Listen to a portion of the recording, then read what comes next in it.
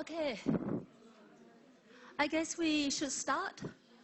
So last time I used the computer here, and then the pen didn't work very well, and then the document camera didn't work very well. So I decided to use something else. Hopefully this one works better. Today we are going to have 3-hour seminar in which the first hour will be spent on the tutorial questions for last week. So you must have seen it in the tutorial questions on Moodle, right? So the first hours will be dealing with those questions. Of course, I'm not going to talk about them one by one, but then you will be given the solutions right after the class. So right after the class, the solutions will be available on Moodle, so you can download them. So basically, what I'm going to show you in a minute, here, it is exactly the file that you're going to receive.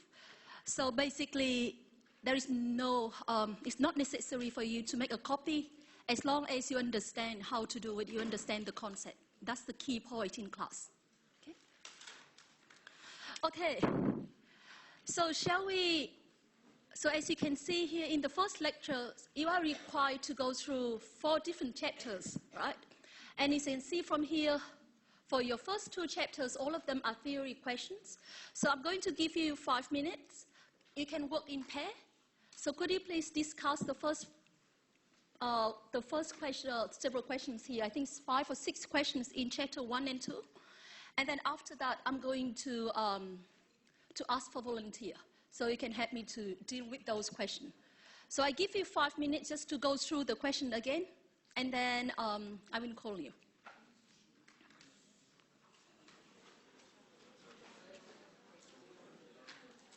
Please work in pair or in group, okay? Don't work individually. You need someone to discuss with.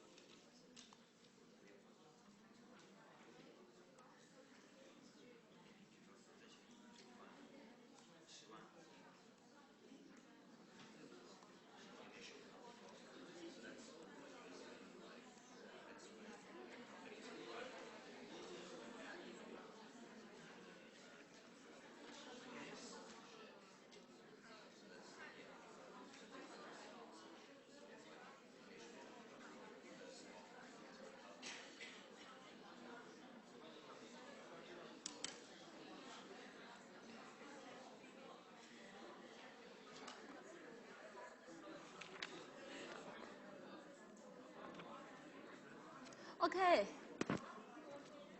Shall we go through the questions together? So before I show you the solution, I would like to hear your answer first. So for the first question, what are the two basic sources of funds for all businesses? Debt and equity, right? It's sort of obvious to you that on the liability and equity side, we are talking about debt and equity. They are the two main sources of funds. So we have asset equals to liability or debt plus equity. So the second question, what is capital structure and why is it important to a company? Can someone help me? What is capital structure? The mix of debt and equity, correct, right? So we all know that the capital structure is the mix of debt and equity, and why is it important to a company? Why do we need to care about the mix of debt and equity? Because it's going to affect the the solvency of the company, or you are talking about the risks of the company, right? And last week we mentioned the higher the value of debt. So remember here we are talking about the total of 100% between debt and equity. So if the firm decided to have more debt, it means that the firm decided to raise less equity. So if the firm is having higher level of debt, what does it mean? Is it riskier or is it safer? Riskier, right? And of course, we talk about the trade-off between the risk and the expected return. So in this case, it's going to affect the risk of the firm, and it's going to affect the value of the firm as well. So that's why the capital structure is very important. Okay, so I can just show you here, so you can just have a look at this.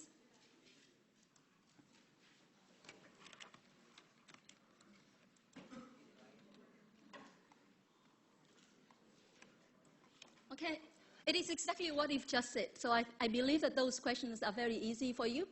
So how about the third one? Oh, because I already showed that, so I'd rather read that then. So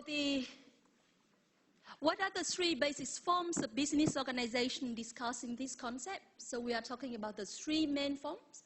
So we have the sole trader, the partnership, and the corporation or the company. And if you want to know how are they similar and how are they different, please read your chapter 1. So explain what is meant by shareholders' limited liability. Can I have someone just to explain to me what does it mean by shareholders' limited liability? I'm sure that you know the answer. I just need one volunteer. The liability of shareholders is limited to the amount on any unpaid shares. Okay, so basically what you are saying is that limited liability means that the amount or the maximum amount that the shareholders will lose, right, would be limited to how much they committed to invest into the firm. So basically, it is how much they invest into the firm. Whereas if you are thinking about sole trader or partnership, basically, let's say that if the firm goes bankrupt and the firm is still owing the money from the debt holders, the debt holders can claim the personal asset of the partner.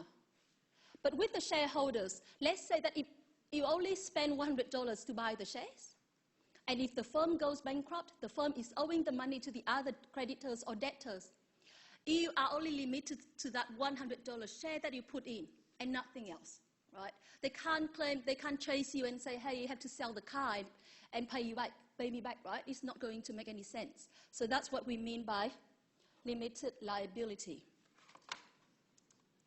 So here, so the legal liability extends only to the capital contributed to the amount invested. The last question in Chapter 1, agency conflicts. What is an agency relationship and what is agency conflict? And how can agency conflicts be reduced in a company? So for this one, I don't think I want to mention it again because we talked about that in the lecture last week. So you need to understand that the relationship between, or the agency relationship, is the relationship between two parties. Who are they? some of you said that shareholders and managers. That's correct. But then remember, that's the only one agency relationship that we see. So the general term would be the principal and the agent. So in the context of the firm, you can think of the principal as the shareholders and the agent as the manager, right? But that agency relationship can occur anywhere else. It doesn't need to be in the firm between the shareholders and the manager. Okay? Let me give you one other relationship. Let's say that if we have the relationship between the debt holder and the shareholders, what do you think? Who would be the agent in this case? Think about that, right? If you have the debt holders and the shareholders.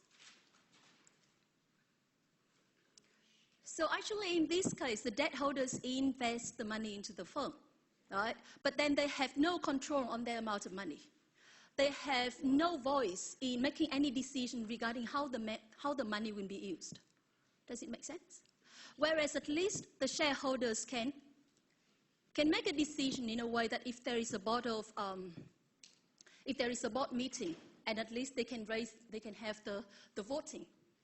So at least in that situation, you know that the debt holder acts like the principal because they delegate the use of money to the other party. And if you only consider debt holder and shareholder may be the agent in this case, and the debt holders will be the principal. Okay? So we are talking as soon as you see the two parties, one is delegating to someone else, and then we have the agency relationship. And the shareholders and managers are the typical relationship that we see and we are going to discuss. Okay? Okay, chapter 2. The two questions here are very obvious. We talk about that in class. So what is a primary market and what does IPO stand for? So what is a primary market? That's correct. When the company issued the shares, the first time. Right? So here, remember, in the primary market, we are talking about the transactions between the issuer and the investor.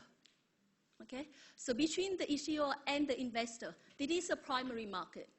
And of course, the secondary market will be whether the buying and selling of shares or the trading of shares between investors, right? Between investors, and that's the secondary market. So what is IPO? Easy, right? But of course, we are going to talk about IPO in week 8. So we are going to talk about IPO in week 8. So just hold on to that at the moment. At least you know this is when the shares were initially offered to the public. And that's initial public offering. It's not when the shares first issued. They're two different things. Okay? Some shares can be issued a long time ago, but this is the first time the company decided to offer those shares to public. So it can be another case. So we are going to talk about IPO in week 8. And the next one is capital market. How do capital market instruments differ from money market instruments? That's right. The capital markets are dealing with long-term instruments, and the money market are dealing with short-term instruments. Which one is riskier? The long-term instrument, you know that, right? You all know that long-term instrument would be riskier, and because of that, the liquidity of the capital market would be less than the liquidity of the stock or of the financial assets in the money market. Okay. And finally, how does the nominal rate of interest vary over time? So again, we are talking about Fisher effect, where we have the relationship between nominal interest rate, real interest rate, and inflation. So what we are talking about here is as long as inflation rate or real interest rate change, the nominal interest rate will change. Okay? and that would help you with your future calculation as well. So we are going to mention that again and again.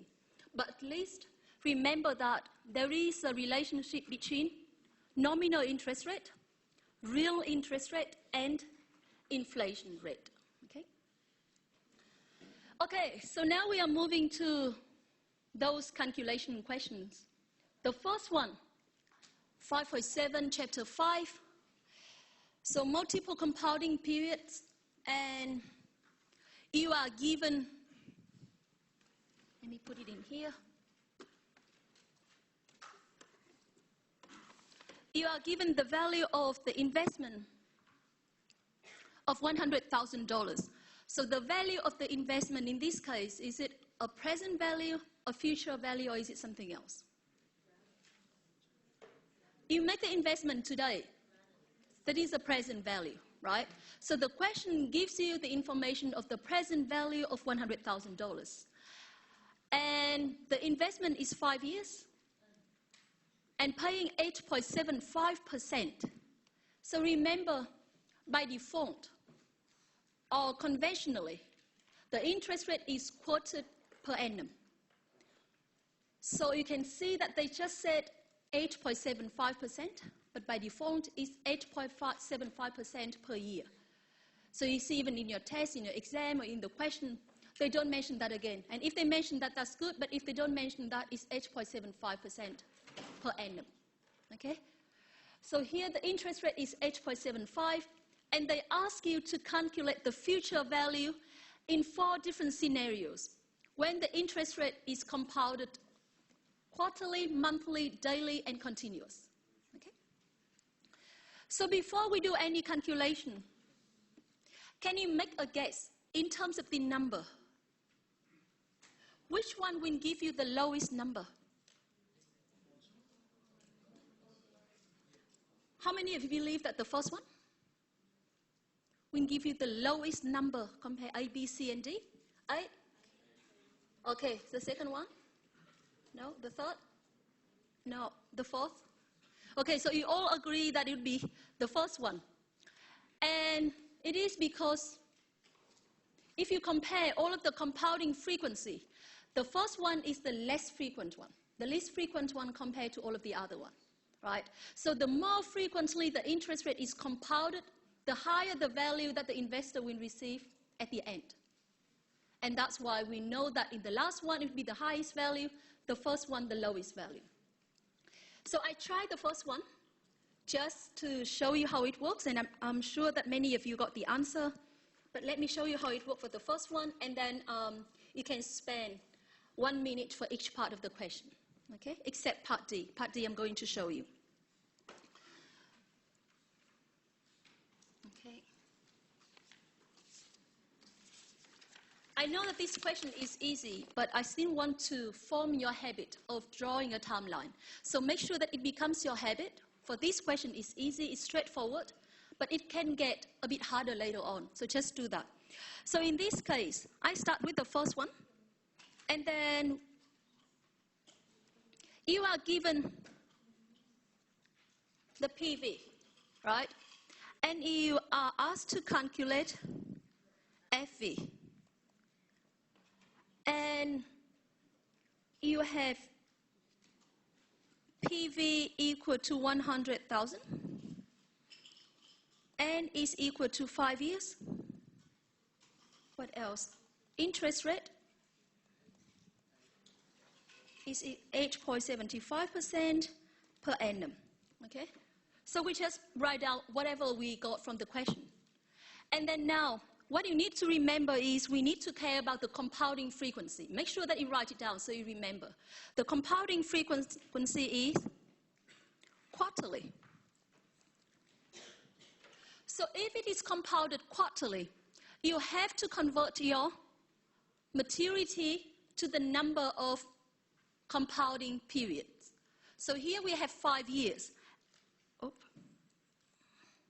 And it is equivalent to 20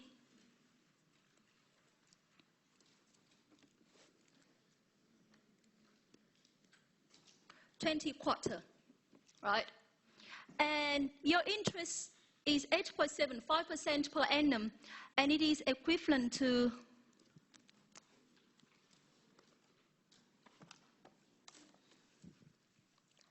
I don't think it's going to make any difference for me. Okay. So it is equivalent to 8.75% divided by 4. Okay? So this is what the question gave you. In the next step, you have to calculate. So if you do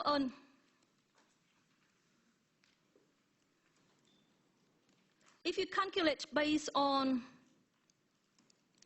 your formula, your future value is equal to your present value times 1 plus I to the power of n. Right? That's the formula that you have. That's what I put in green up here. So you do know what is n? 20. I is equal to 8.75% divided by 4. Right? And your, what else? PV. PV is equal to $100,000. So you can easily calculate the FV. Okay. So if you want to use your calculator, just one more time. Can you see the calculator now? Okay. So hopefully it works better than last time. Yes. Much better, right? Last time I couldn't show you, so I think that would be a better way to do. Okay, so with the calculator, how to do that? At the beginning, as I mentioned, move it up here. So you make sure that you clear the memory before you start. Okay? You clear the memory. Let me explain again. You see all of the orange function. All of the orange function in the calculator here. If you want to access the orange function, you have to put that orange button here in order to access that. And it's the same. If you want to access the light blue function here, you have to put that up arrow. So it's just a way of using. And by the way, I have uploaded the training session for the calculator on Moodle. So if you want to attend any of them, just make sure that you, I'm not sure that you need to register, but read that carefully. Okay, it's on Moodle, the training session for the calculator. So if you want to attend that, you are welcome to do so. Okay? So now we have to calculate the FV. And just to recall, we are going to use the one, all of the 5 ones on top. So you input n. What would be our n? 20, right? So just put 20 n. What would be our interest? 8.75 divided by 4. So just don't round it. You just need to put 8.75 divided by 4 equal. And then now you input into your interest. Yep. And remember, I didn't put percentage. And as I explained to you last week, if you apply the formula, of course, you have to put percentage because our interest is in percentage. But if you want to use the financial calculator's function, by default, interest rate is in percentage. And that's why you don't have to put 8.75%, you just put 8.75. Okay? And then you have the interest here. Our PV is 100,000. Okay? What is PMT? Can you remember from last week? The ordinary annuity, right? And in this case, other than the investment that we made, we didn't do any other contribution. And that's why the PMT is 0. And we just need to find FV. Right? And when you find FV, just click FV. Okay? Everything's clear? Okay, can you just spend another 2 minutes for part B and part C? Just to practice part B and part C. You should get the answer very quickly. Okay, so try to draw the timeline again. Yes?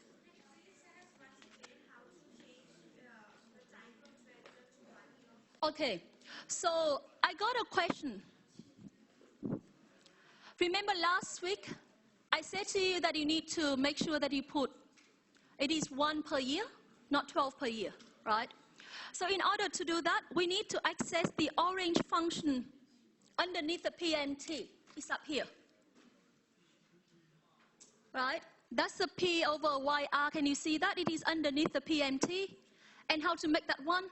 Again, just put 1, right? And because we need to access that function, that orange function, we have to put that sheep down and then P up. Okay? And then now if you want to double check, you clear the memory again. You can see that it is 1 per year. And in fact, just understand that it is 1 per period. So later on, we do everything will be in period.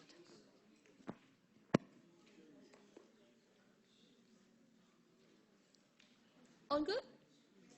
Okay.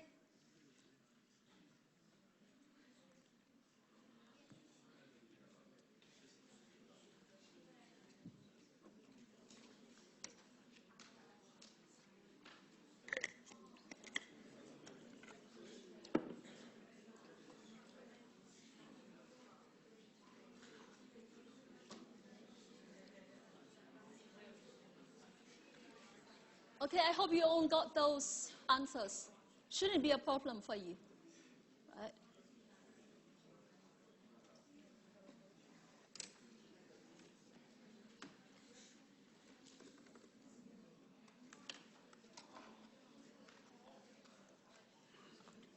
Okay, so you can double check the results at home.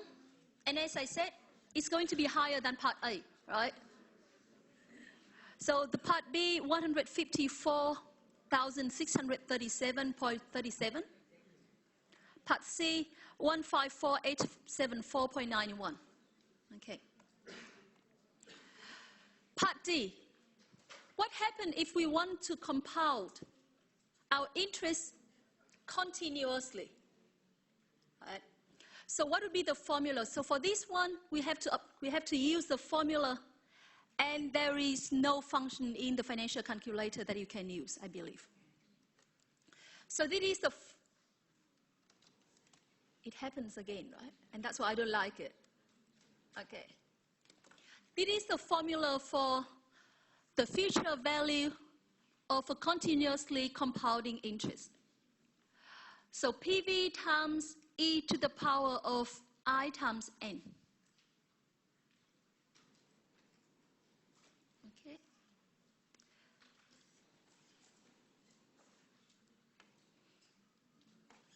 Okay, so you may ask me, do we need to convert I into quarterly, and to quarterly, or to daily, or to yearly?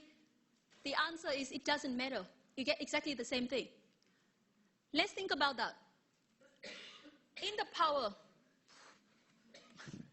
okay, so in the power of, I just ignore that. The exponential here, we have exponential of I times n. Assuming that now you want to do that quarterly, I mean you just want to convert that even though we are doing continuously, right? And you divided I by 4, but then you have to times 4 when you calculate n. So at the end of the day, it doesn't matter, right? So just use the annually. So it'll be easier for you. Just do I as number of years, time n is the, I is the interest per year, time n is the number of years, okay? And how to do that in your calculator again?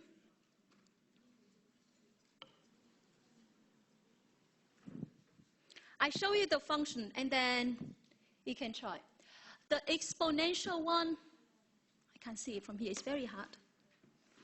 The exponential one is the function, the orange function on that number 1 here. You can see e to the power of x. So what you have to do is that you have to take I times n first, and then you access that orange function. So you have e to the power of x. Okay, let me show you then. So I is 5. I is 8.75. Do I need to put percent? What do you think? Yes, because we are applying the formula here. We don't use any function in the calculator at all, right? And that's why make sure that you put percentage in. 8.75% times 5. And you have that power, right? And now we want to put to the power, e to the power of x. So we put sheep down, e to the power of x. Did I do that correctly?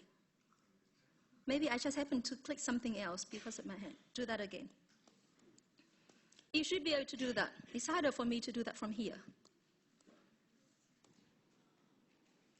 Okay? And then now you times 100,000, the PV. And the answer would be 154,883. Okay? Fairly easy, isn't it?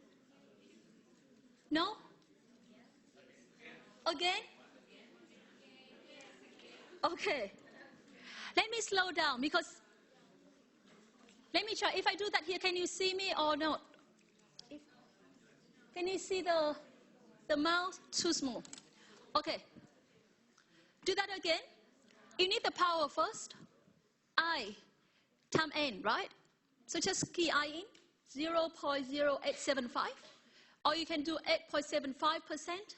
You have the percent here, right? 8.75% times 5 equal to a number, right? 8.75.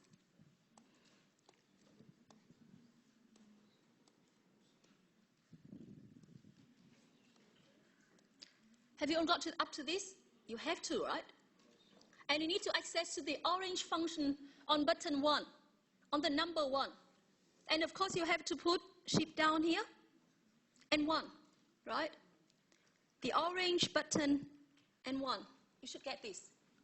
And it will give you e to the power of in, and then it times PV. Is it important for us to change our calculator to 4 places after the decimal? I think it's nicer to do that because if you are leaving it to be at 2 decimals, for example, and for this one, it's just one calculation. You shouldn't make any mistake.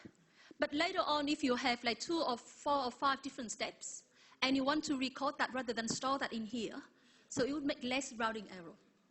Okay.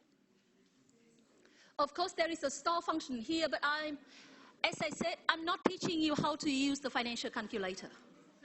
Okay? I'm here to help you to understand the concept. The financial calculator is a tool to support your understanding. Exponential. Yep. Okay, all good? If some of you still struggle on how to calculate the e to the power of something, talk to me during the break. Okay, so we spend time on the next question. I think it would be harder for you. Okay.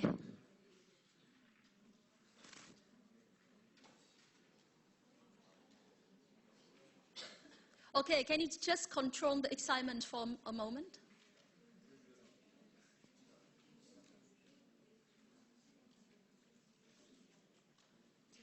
Five point 10.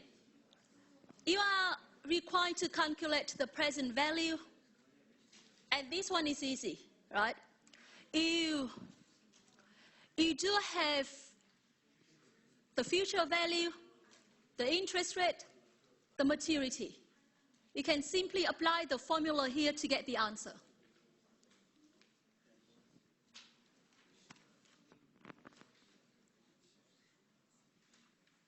Okay? Can you just not touch your calculator for a moment? So I give you plenty of time. And at least now I'm introducing the way to use it. You can practice it at home. And it's good that you are keen on doing it. But then remember, I'm trying to explain to you the concept. And that's your, how to say, not the duty, but it's up to you how you want to use your calculator to solve the problem. So we need you to understand. Make sure that you understand before you apply. The calculator, just to help you, is not going to replace your understanding. And I'm going to explain the more complicated questions to you. And if you don't listen to it, no matter whether you know how to use your financial calculator, you can't get the answer. Okay? And that's dangerous. Okay, so here, this is a simple question. It's just the opposite. So you are given the FV, the maturity, the interest rate, and you are asked to calculate the PV. So can you just do that at home? Okay? I'm not going to go through the same question again and again, so I let you do that at home. The answer is 661.24. Okay, so question 5.31.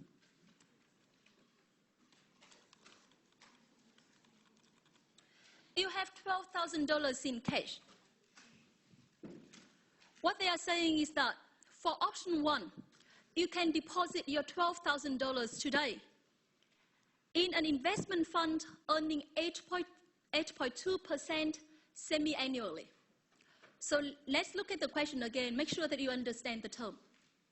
So they say that you invest in the investment fund earning 8.2% semi-annually. What it means is that your investment earned 8.2% per annum, and it is compounded semi-annually. Okay, that's the way the term works. Does it make sense to you now? So when you calculate here, you have to compare with the second option. But before we look at the second option, for the first option, you are given the PV, your investment of $12,000. You are asked to calculate the future value in 10 years, right? They say that you have 10 years here. In both scenarios, there will be 10 years in total. So you have 10 years, and the PV is $12,000. The interest rate is 8.2%. And remember, we are compounding semi-annually. And because of that, you have to convert everything into semi-annual. So 10 years will be 20, half a year, and your interest rate will be 8.2 divided by 2. Okay? Can you try to see whether you can get the answer? 30 seconds for you. Okay, now you know that, so you should do that very quickly. Can you just get the FV, and can someone tell me the FV?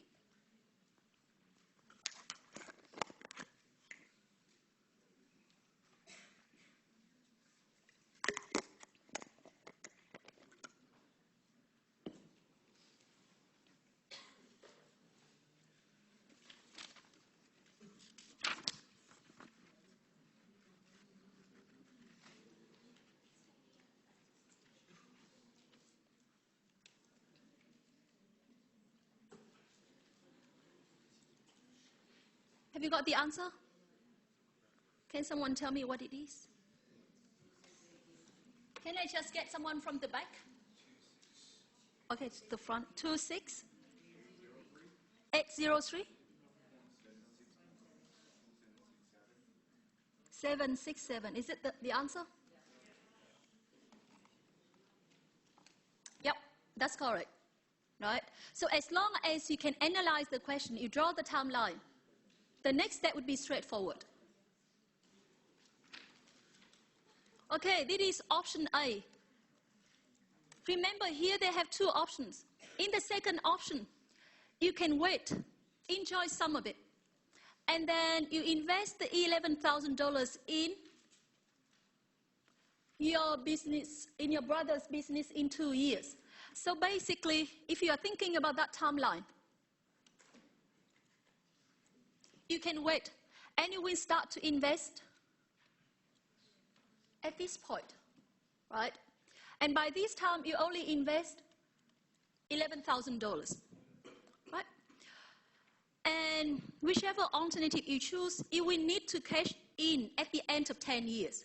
So it means that your investment is only 8 years, right? So it is only 8 years, from year 2 to year 10. And you want to know the future value here. Okay? Assume that your brother is trustworthy and that both investments carry the same risk. And remember here they said your brother is promising you a return of at least 10% on your business. So here you see that the compounding frequency is not explicitly mentioned, right? They don't say whether it is yearly, it is half a year. But because this is a business, and also if it is not mentioned, it would be annually. So you know that the interest here would be 10%. Okay? Can you work out the FV in this scenario? So you have the PV, you have the interest, you have the compounding frequency. You should work out what is your FV. What would be the number?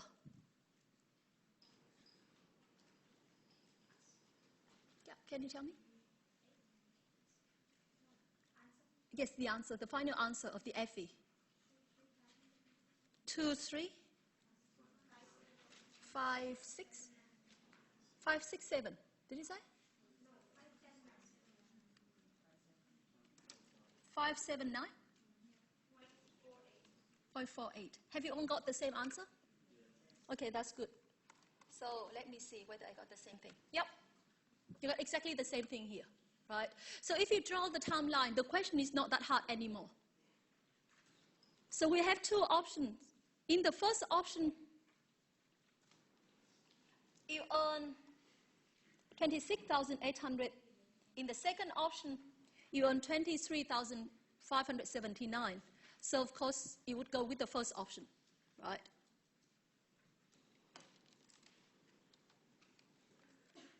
Okay.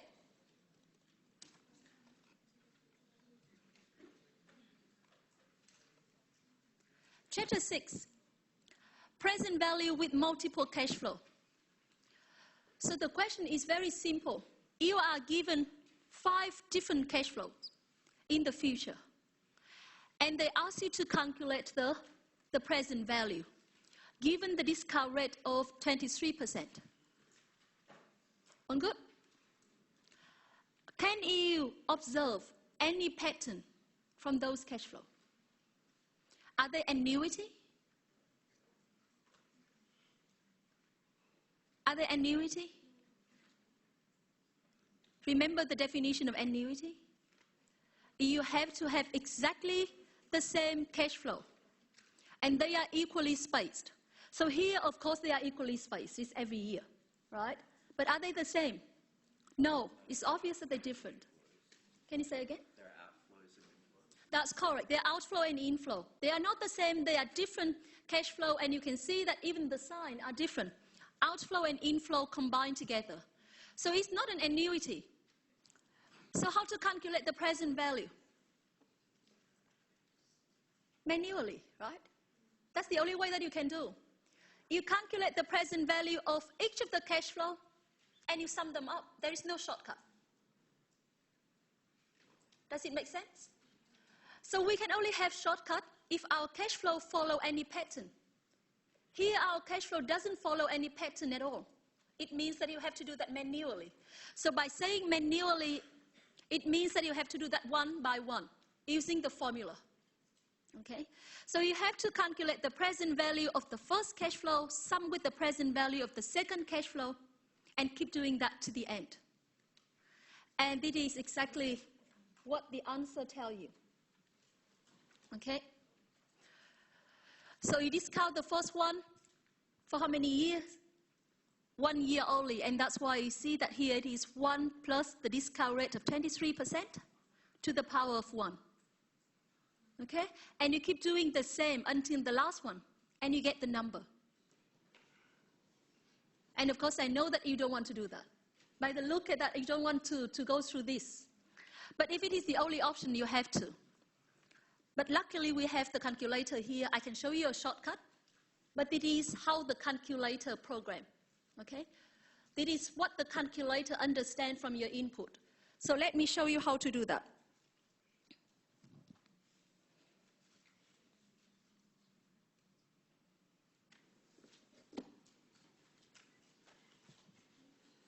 Okay, so before you start, again, we clear the memory. We just don't want to have any memory left here, so we clear the memory.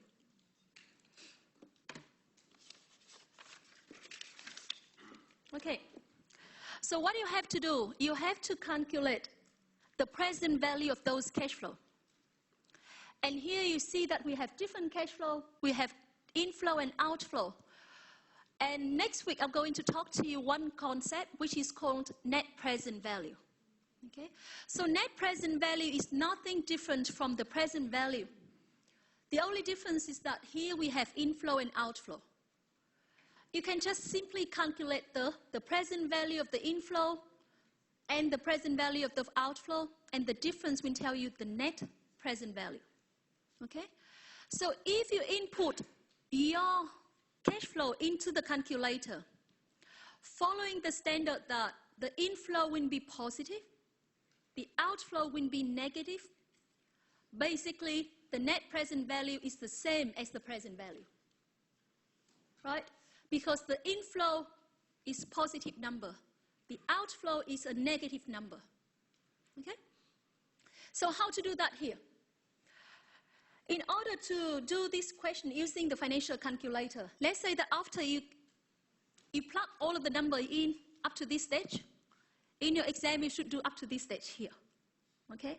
And then you can use your financial calculator to get the final result. Because if you directly tell me the final result using your financial calculator, and if it just happen to be wrong, and then there is no way that I can see whether you really understand or not. And it means I wouldn't get the mark. And that's why you should first plug everything in using the formula, okay, to show that you really understand the concept. And then instead of doing one by one, like what I show you here, you can just use your financial calculator to show me the final result. So if there is a mix-up, at least you can show that you really understand. It's just a mix-up up to this point, okay? So how to do that now? We access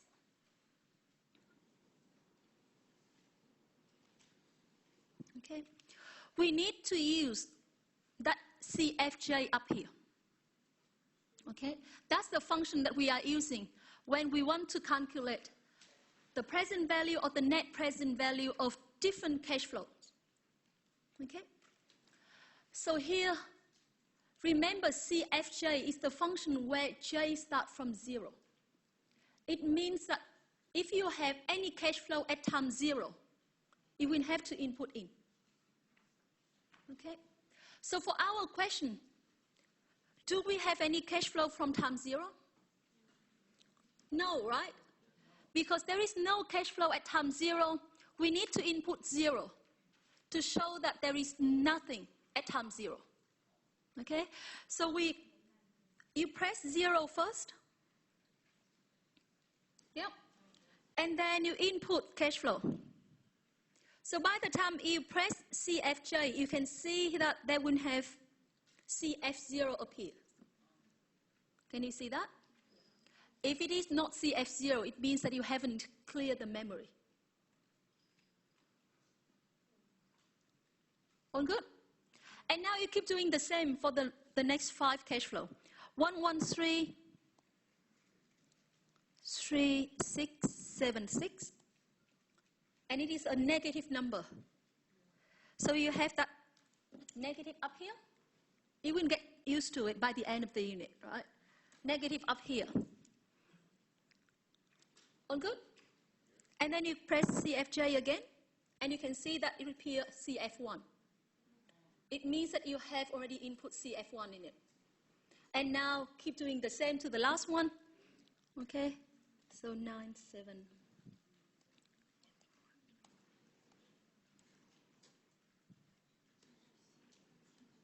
Keep doing that.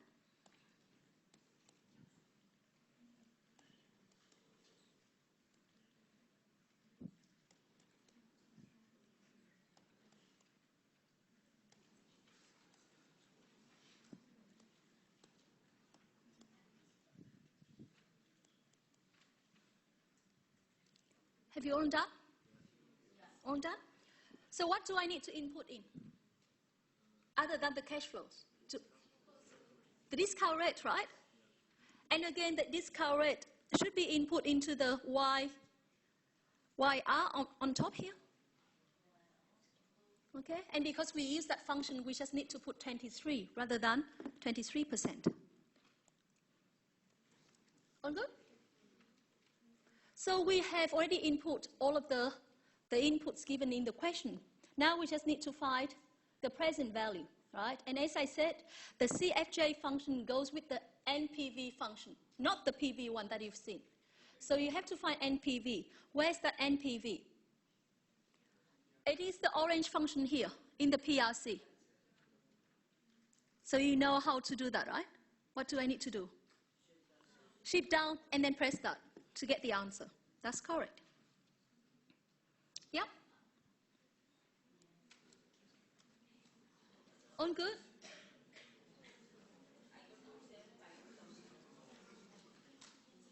If you didn't get the answer, it must have been something wrong. Okay.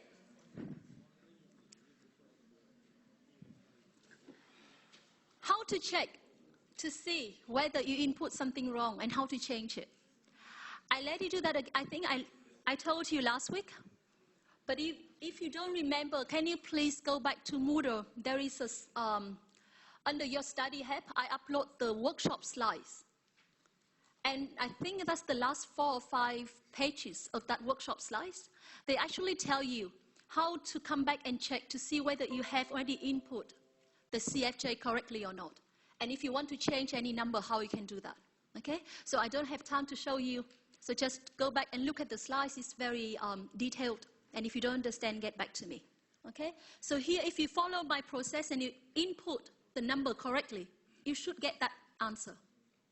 Okay? Just don't do it too fast, or do that again 2 or 3 times. You should be able to get the answer. Okay, so I'm done with this. We're going back to our next question.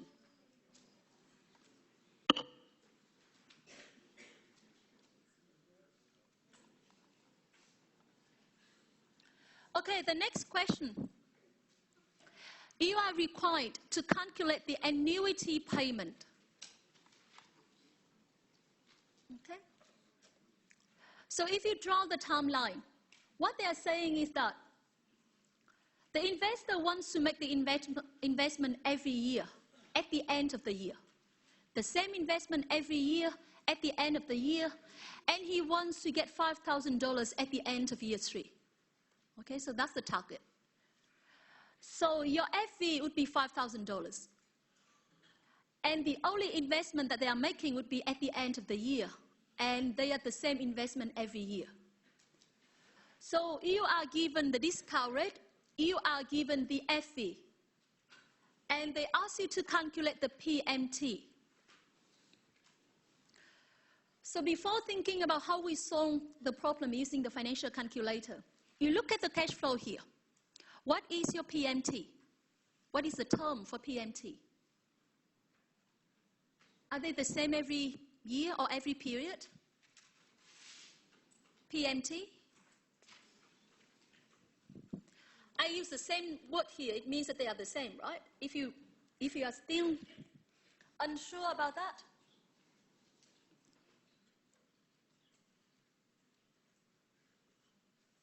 you can see what they ask you. How much will he have to save every year starting at the end of the year? It means that he wants to save the same amount of money every year. Okay? So those payments will be exactly the same. And there will be 3 payments in total. What is the term for this? It is an annuity, right? What kind of annuity? Ordinary annuity. How do we know whether it is ordinary or not? Start at the end of the first period, right? So your first payment starts at the end of the first period. If the first payment starts at the beginning of the period, what is the name for this annuity? Annuity due. Are you with me? So you do need to understand whether it is PMT, it is the ordinary annuity. Only when it is ordinary annuity, you can key in your PMT function in the calculator. Otherwise, it's not going to work. All right? So, how to solve the question? This is the formula for future value of an ordinary annuity. And that formula was given last week in the lecture. Okay? So what you have to do, you plug in all of the numbers that you know, including the FV of $5,000, the interest rate of 10.3%, and the maturity of 3 years. And then your job is to find the PMT. You can work out the PMT. Okay? And if you want to use your financial calculator, again, we are using the top 5 functions. And you have to key in your N of 5, N of 3, interest rate of 10.3%, PV of 0, FV of $5,000, and you can get the PMT. Okay? All good? Okay. 6.17, effective annual rate. If you look at the question, is there any question? No, okay. If you look at question 6.17, what they are asking you is that the quoted interest rate is 6.75%. The compounding is daily. What is the effective annual rate? Okay. So here, the quoted interest rate is 6.75% per annum. The interest rate is compounded every day. How do you think about the effective rate? Higher or lower than 6.75? Higher than 6.75%, right? Because it is compounded more frequently, we are generating more interest on interest. And that's why we are going to receive more future value. So again, this formula is given in your lecture 1. Your effective rate is equal to 1 plus the quoted rate, and the quoted rate here is 6.75%. M is the number of compounding frequency per year. Because it is compounded daily, M would be 365. Or if you think about that, we want to calculate the daily interest rate, right? And then we compound for how many days per year? 365 again. And you minus the principal, you should get the rate of 6.98%. Okay? So if you simply apply the formula, you can get that as well. And just when we talk about that, I'm showing you a function that you can use in the financial calculator. But then after you use this function, make sure that you change the P over year again. So we are going to use the 3 orange function underneath the interest rate, the PV and the PMT. Can you see the orange function up there? Underneath the interest rate, you see the nominal percentage. The next one, you see the effective percentage. The next one, you can see the number of periods per year. Okay? So you can guess how we are going to do that. Right? So let's start. What is our nominal interest rate here? 6.75. And remember, because we are using the function in percentage, you don't need to input that percentage in, right? So it is 6. Oh. I clear that first. I just don't want to mix up. So 6.75, right? And because it is our nominal interest rate, we want to access that nominal percentage function underneath the YR. So that's why I put sheep down nominal. All good? And we need to input the number of compounding frequencies per year, or compounding periods per year. In this case, it is 365, and you need to access to the one underneath the PMT, okay, which is the P over year that someone just asked me of how to change it.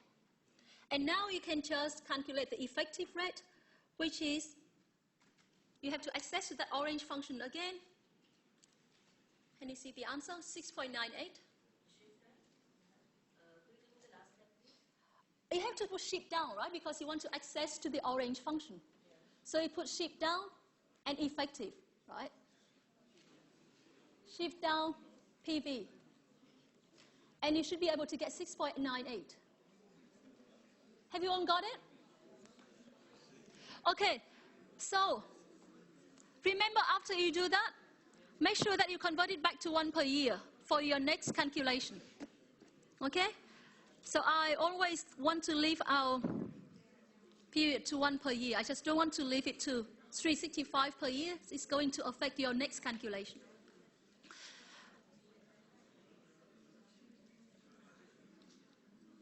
So for the last question in your tutorial,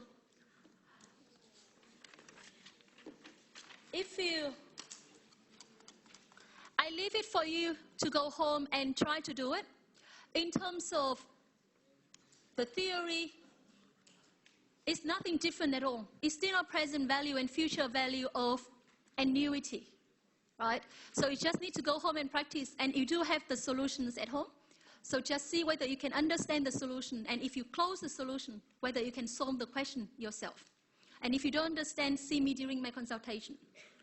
And I think last week and this week, I've seen so many people from the Tuesday lecture. But I don't think I've seen any one of you in my consultation. So make sure that I'm here every Tuesday from 3 to 5. If you need my help, you can just turn up. You don't need to make any appointment. Okay, so from 3 to 5 p.m. on Tuesday. Maybe it's just more convenient for the Tuesday class. And that's why they turn up on that day. But remember, I'm there to help all of you. Okay? So if you need me with any question at all, don't hesitate to come. So I'm giving you a 5-minute break. During the break, you can try the question again if you want to. You can ask me for help with the calculator. Or you can just go and have a break for 5 minutes. Getting a little bit confused about the E equipment, when it comes to computers, compounding. Well, why do we have to use the E? What about other things we need to use? Why do we have to use that? E. Okay, because it's the formula. Yeah. I wanted to show you how to derive. Yeah. Just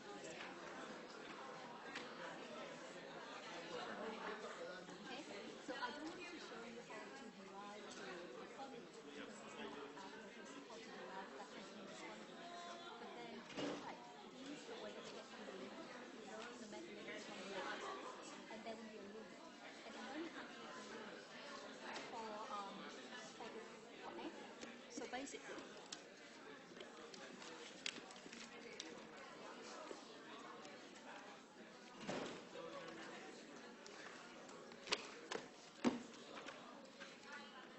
So here we have your n is going to infinity, right? Because you will have more n as a limit because it's continuous in compound, Yep. right? So if you calculate the limit, and if you remember last in the high school one, we have the factor e, and that's why in the function is e or exponential, All right. and that's the one that we use. So what's the formula of that? Exponential.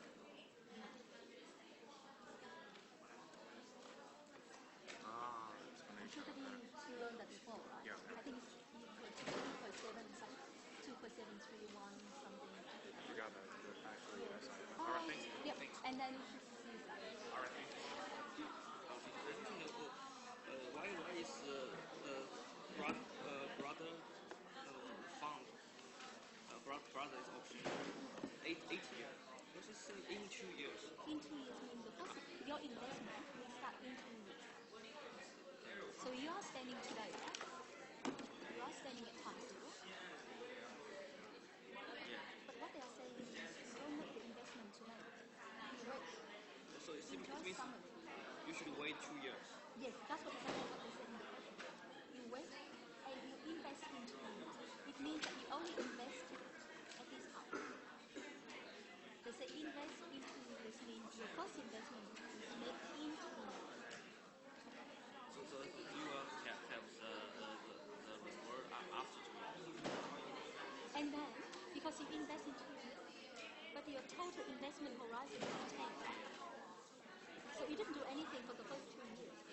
And that's why your horizon is going to be 8 years. And I have a question. This means semi-annual half year. So why we use the 8.2 Yes, delete? I explained at the beginning.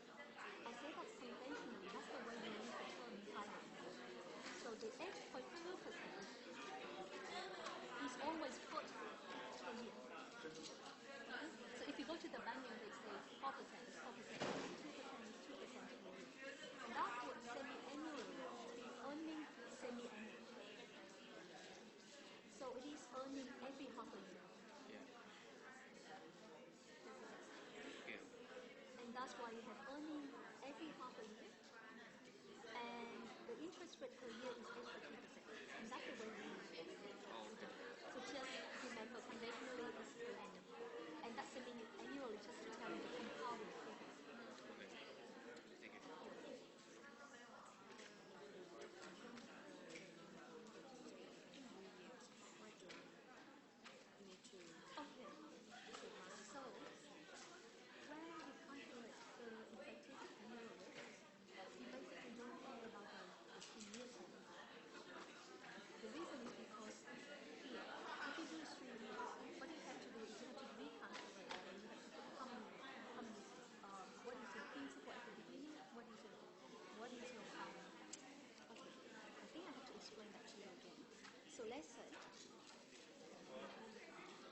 invest $100 and you invest for 3 years.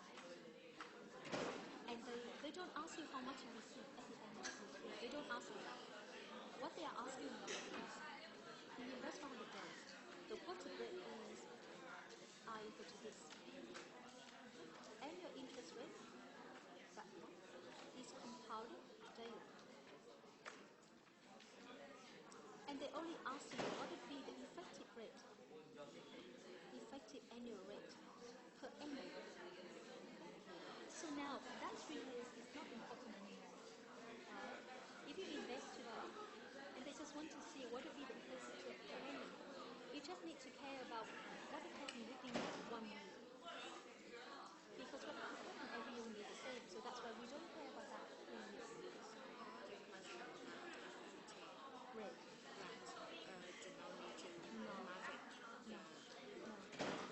No, you have to see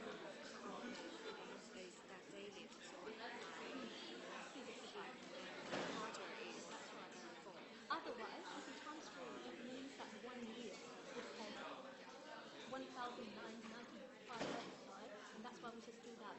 So how many periods per year? That's correct. Yep. You are welcome. I thought it comes from my calculator. No matter how my calculator, it's not the same as my friend. Can you check? No, not change. You see, that's 365. But I said to you that it should be 1, right? So what you have to do is, so 365 per year means that whatever you put in here, they will consider that to be 365 divided by 65. And that's why you didn't get the answer.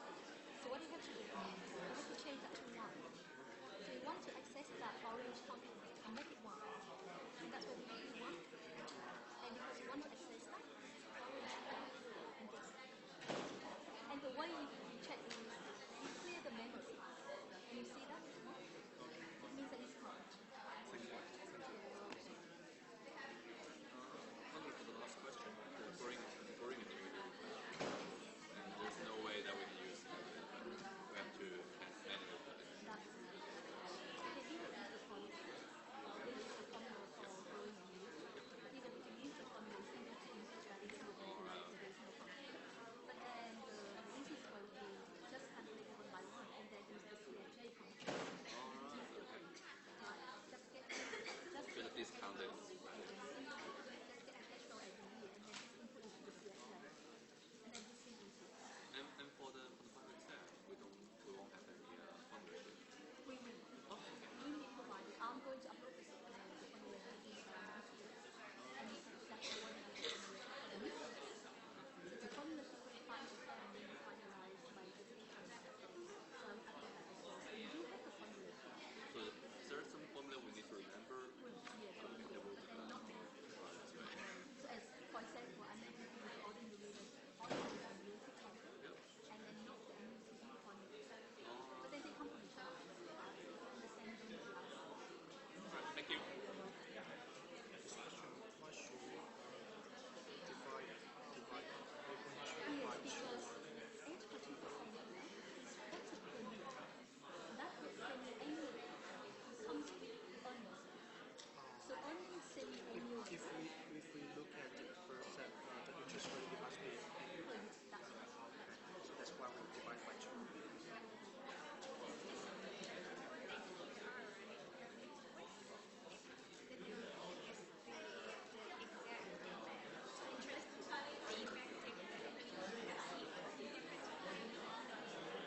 The nominal doesn't take into account so the nominal is always exponential.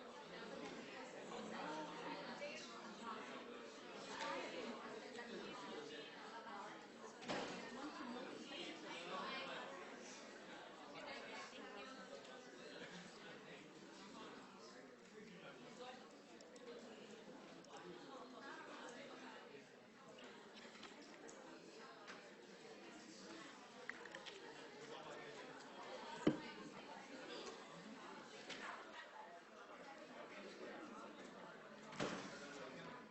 Okay.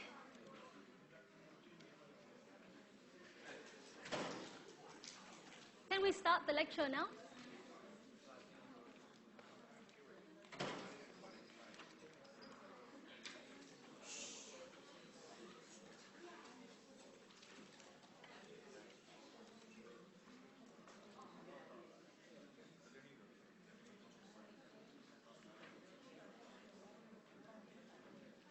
Okay.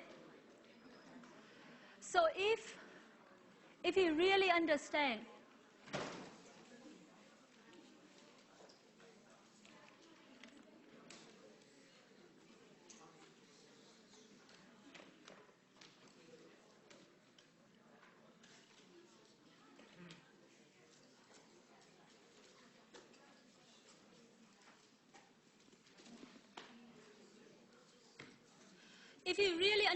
how to calculate the present value and future value of different types of cash flow from last week, you will find this week very straightforward and easy.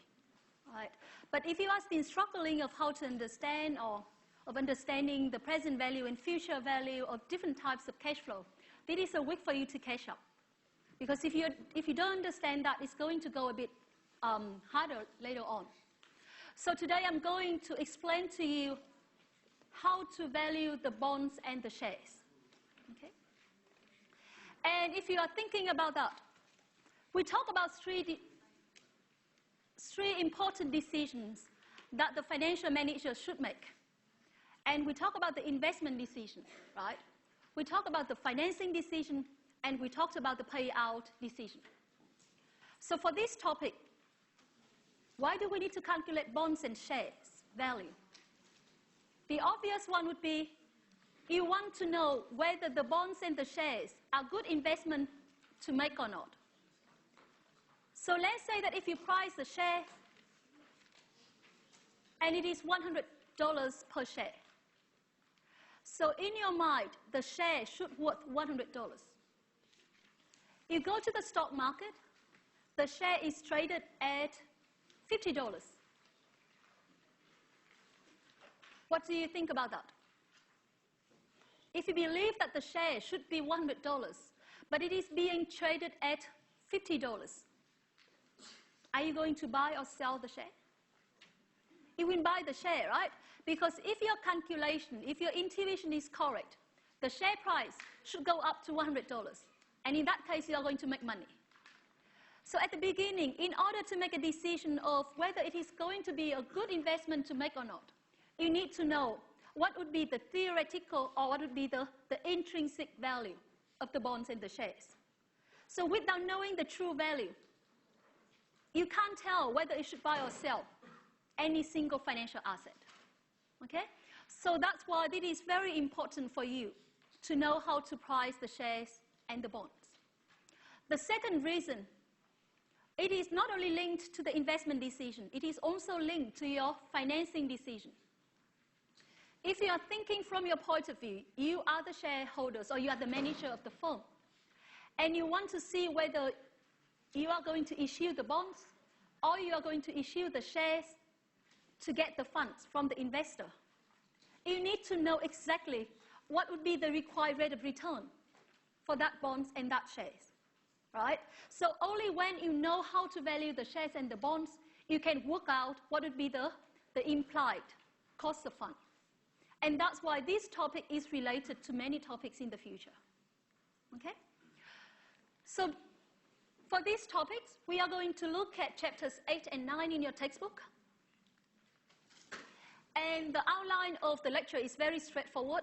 There will be two main sections. In the first section, we are going to look at how to value the bonds.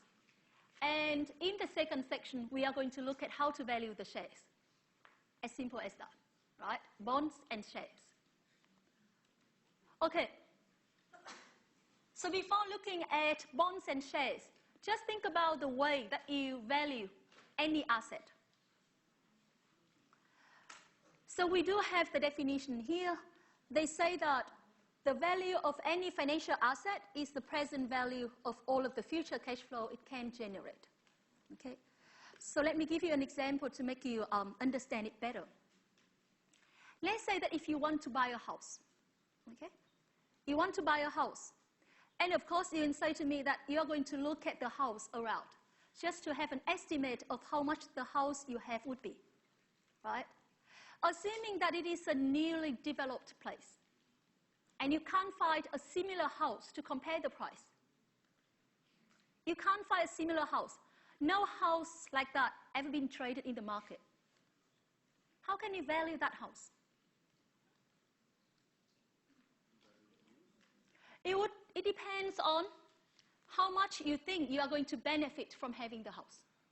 For example, if you are going to have that house and as an investment, it means that you are going to rent the house for a certain number of years and you are going to sell the house at the end of your investment period. And now you're thinking, okay, if I buy the house, I'm going to have that for 10 years. But I'm not going to stay in that house. I'm going to rent it. And every week, I'm going to earn $400 per week. Okay? And you can think, okay, maybe in the first 2 years, I may not get the money. I may not be able to rent to anyone. So you may just think, okay, I may start to get my renting from year 3 onwards, and it's going to be $400 per year. And at the end of 10 years, I'm going to sell it for $1 million, for example. Right? So you have all of the benefits that you think you are going to get from the house. And now what you need to do is, with those benefits, how much are you going to be willing to pay for the house? Okay? Is it going to be worth by spending $1 million to get that house with those benefits? And of course, here we learn about the time value of money. If you know exactly how much you are going to generate from the house in the future, can you work out what is the value of the house today? So if you do know all of the future cash flows, all of the benefits that you are going to earn from the house, and also all of the expenses that you are going to spend to maintain the house, you will know exactly the inflow and the outflow from the house and how much you should pay for today.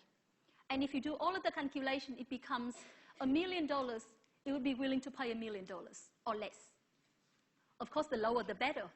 But it would help you to set a maximum price that you are going to pay for the house. So it's the same for that mouse, for example. If I say to you, do you want to pay $60 to get it? Some of you may think, okay, I'm going to pay because I'm going to do a lot of presentations. So it's going to help me. Many of you will say, oh, I'm going to use it maybe once for the next 4 years. I don't think that it's worth $60. For me, it's only worth $5, right? So it depends on the benefits that you believe you are going to receive from it. And that's why different investors can come up with different prices, because they will come up with different expectation of cash flows. And also they will come up with different assessment in terms of how certain you are with your cash flow. Is it certain that you are going to get $400 per week, per rent per week, right? It depends on your assessment. So here, what we are doing in calculating the price of any financial asset, and it is going to work with any asset, not only financial asset. What we are doing is that we want to see all of the future cash flows, taking into account inflow and outflow, including all of the revenue and expenses. So here we are taking into account all of the future cash flows, and then you want to calculate the present value of those cash flows. It will give you the intrinsic value or the theoretical price for the asset. Does it make sense? So which component in this formula will tell you that we have already taken into account the uncertainty of our cash flow? I know that is a hard question, but think about that. We talk about cash flow, and I just say to you that it depends on how certain you are with your cash flow, right? Because you may be certain, you may not be certain. So remember, the certainty will tell us how risky the investment is, right? If you are really certain, it means that there is no risk, right? If you're certain about what you're going to receive, there is no risk about the investment. But no one can be 100% certain. So the level of uncertainty should be accounted for. Do you know which value in that formula will tell you. We incorporate that assessment. That's correct. That's the discount rate, right? So that's the discount rate will help you to incorporate that in. So we will talk about the discount rate in the future, but then at the moment, you know that if you think that it is risky, it will require a higher return. And that's why you have to put a higher discount rate. But if you think that it is really safe, for example, if you just deposit your money to the bank, and of course it's not risky, so it shouldn't require very high return, right? So the riskiness will be on the discount rate. Okay, that's good. So there are 3 different concepts that you need to know. First of all, it is the book value. So the book value would be the value in the accounting book, right? That's very straightforward. The name would tell you. The liquidation value is the net proceeds that could be realized by selling the company's asset and paying off its creditors. So remember, when I bought that mouse, it was $60. And let's say that I have the firm, I have a company, I'm the manager. So I record that as my asset, right? And it was $60. So this is the book value of the mouse, or of my asset. Okay, that's the only asset that I have. And then let's say that the firm is not doing really well. I have to sell off my mouse. So that's the liquidation value of the mouse. And you should understand that by the time that I decide to liquidate my asset, I may not be able to get the price that is traded in the market. So let's say that when I bought it was $60. At the moment, the mouse is $100. Okay, that's the market price. But when I liquidate it, I may not be able to get $100. I may be able to get $80 or even $50, right? So they are the 3 different concepts that we should know, okay? So book value, liquidation value, and market value, okay? And the next one is intrinsic value, okay? So what is intrinsic value? So intrinsic value can be the same, can be different from all of the 3 things that I just mentioned.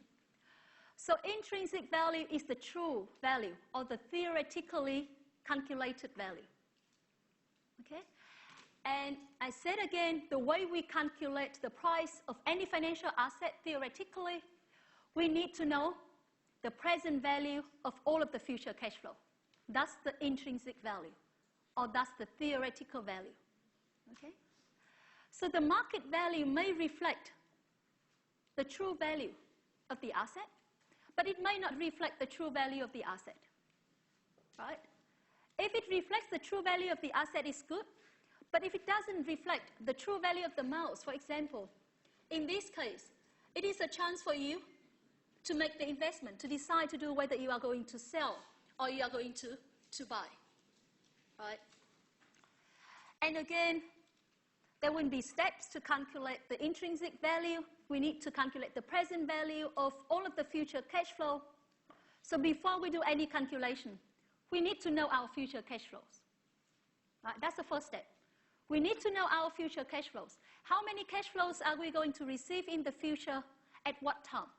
And that's why we care about the timing of the cash flow, and we care about the magnitude or the amount of the cash flow, okay? So we need to understand our cash flow. So after we know our cash flow, the next step would be we need to know our discount rate. Otherwise, we can't do the calculation, right? So we need to do our discount rate. And as we just agreed on, the discount rate should reflect the riskiness of the cash flow. The more uncertain you are about the cash flows, the higher the required rate of return you are going to ask for. Okay? So after you get all of the input, the future cash flow and the discount rate, the next step will be very straightforward. What would be the sum of the present value of all of the future cash flows? Okay? So you see that the steps are really straightforward. The concept is simple. The hardest problem would be on how to forecast the cash flow and how to identify the required rate of return. That's the hardest part. As long as you know that, you should be able to calculate. So we start with our bonds valuation. So before we do go to the details of bond valuation, just try to understand what are bonds. So first of all, are bonds debt instruments or equity instruments? Debt, right? Bonds are type of debt. It means that the issuer would be the borrower. The investor would be the lenders. Agree? The issuer will be the borrower. The investor will be the lenders. And they issue the bonds. So who holds the bonds will be the creditor or the lenders of the issuers. Okay? So bonds would be debt instruments. And that's why here they say bonds are long-term IOUs. So if the name can tell you, right? IOU would be a debt instrument. And most bondholders' returns are fixed. As any lending contract, any credit contract, if you are the investors, if you are the lenders to the firms, you should know exactly how much you are going to get from your loan. So you should know exactly the return that you are going to get from lending the money to the firm, right?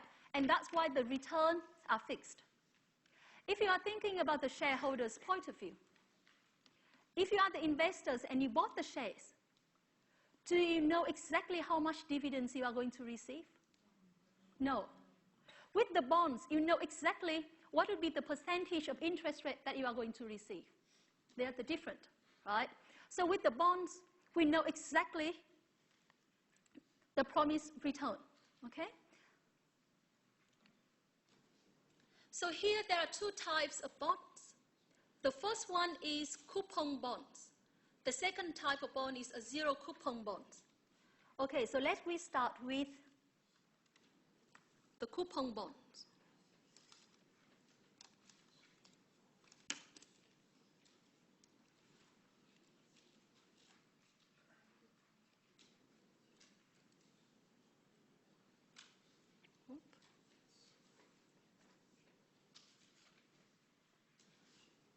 Okay, so if you think about the coupon bond, the timeline will be like this. Assuming that the maturity of the bond is n year. Okay, so 0, 1, 2, up to n. So with the coupon bonds, every period, the investor will receive coupon. So you can think about coupon as the interest payment. Okay? So every period, and normally the period here would be half a year. So the coupon is normally paid half a year or semi-annually. It can also be paid annually as well, right? So every year they will receive coupon rate, and at the end of the maturity, there will be a face value. Okay? So this is the coupon rate or coupon bond payment. So with the coupon-paying bonds, you can see that there will be coupon every period plus the principal or the face value at the end of the last period. So you can have an idea of how we are going to price the bond now, right? Really easy. So this is the coupon-paying bond. So with a zero coupon bond, what is going to happen? There is no coupon payment. The only payment that the investors are going to receive would be the face value at the end, and nothing else. Okay? So if you look at the cash flow of the zero coupon bond, what do you think about the price today? Can it be higher than the face value? No, right? Because if it is higher, no one would invest in it. So it should be lower than the face value if it is a zero coupon bond. And that's why we say the zero coupon bond is a discount bond. Because at the beginning, we have to pay less than the face value. Okay? So the zero coupon bond is the same as the discount, is always a discount bond.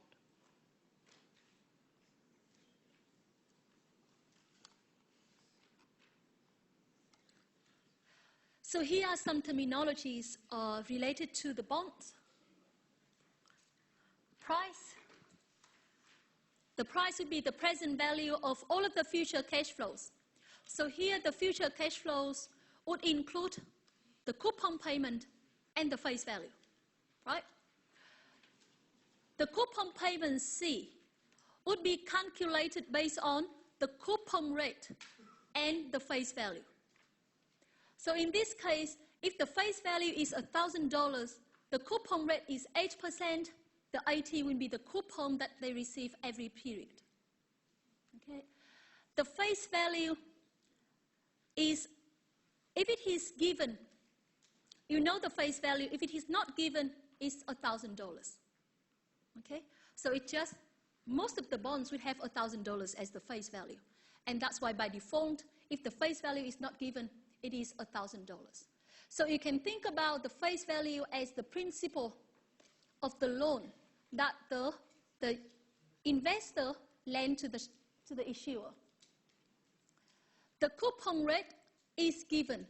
You can think about that as the interest rate that the lender is going to receive from the borrower, or the issuer is going to pay to the investor. That's the same thing, right? So the coupon rate is the credit interest rate in the contract.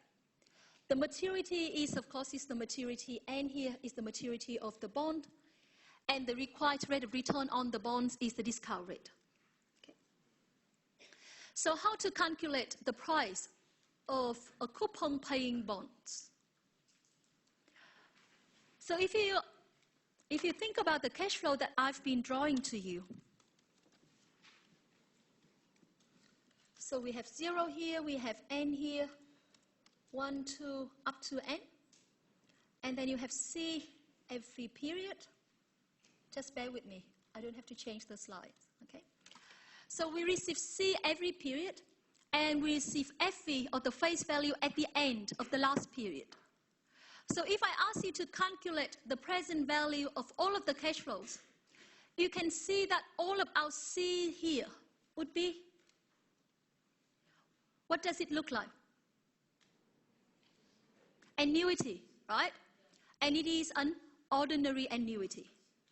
So the present value of the bond price would be the present value of each of the payments here. But if you want to combine them, all of the C will be your ordinary annuity, and you have the FV, which is the face value at the end. So that's why the first one, just to tell you how you can do that manually. You can simply discount the cash flow one by one, C1, C2, up to Cn. But then, of course, no one is going to do that. It's going to be really a lengthy process.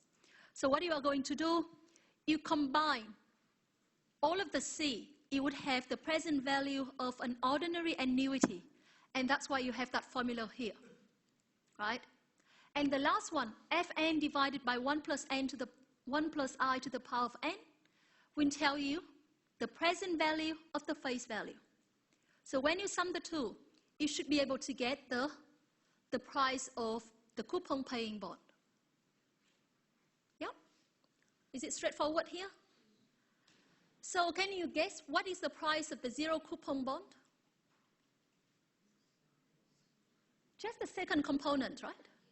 Because there is no coupon payment. So that's the second component. So you can see very clearly how to calculate that. Okay. Now we are going to look at some examples. So before you do that, I believe that in the earlier slides, the earlier version of the slide that I upload, n here was put as 6, but it should be 3. As 10, but it should be 3. Okay? Okay, so now let's look at how to solve the problem here. You have a bond with the face value of $1,000, the coupon rate of 8%, 3 years to maturity, and they ask you to price the bonds. If the required rate of return or the discount rate is equal to 8%. So if you apply the formula, if you look at this formula, you can simply plug in what would be the coupon, what would be the interest, what would be the end and the face value. And that's exactly what the green box here tells you, right? You just plug it in, you get the answer. Okay? And if you want to use your financial calculator, I don't think that I need to explain to you the process. We are going to use the top 5 functions again, where you have to input both the payment and the FV. And then you can get the PV. Okay.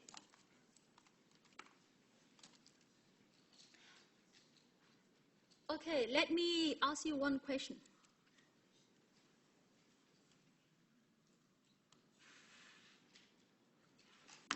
Can you draw the cash flow or the timeline of the cash flow that, if I input those figures, oh, can you see that?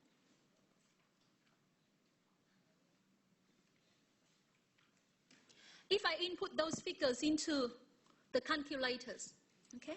So if I put FE is equal to 100, PMT is equal to 60, oops, 1,000. PMT is equal to 60, interest rate is equal to 7, not 7%, just 7.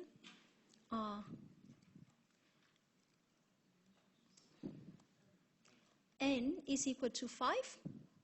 What else do I need? Okay, that's it. PV. Can you help me to draw the timeline given that input? Okay, so normally you have the question and you draw the timeline and you input. Now what I'm asking you is, from those input, can you draw the timeline for me? Okay, because if you can draw the timeline in this case, you can have to double check to see whether what you input is the same as what the question asks you. Okay?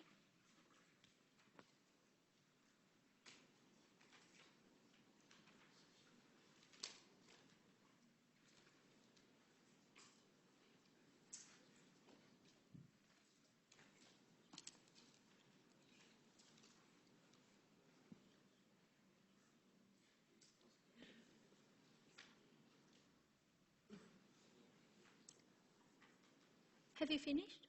I don't need you to calculate the price. I just need you to draw the timeline for me. Okay? So if you think about the timeline, here your end would be 5 years, right? And every year there will be a coupon of 60 every year, right?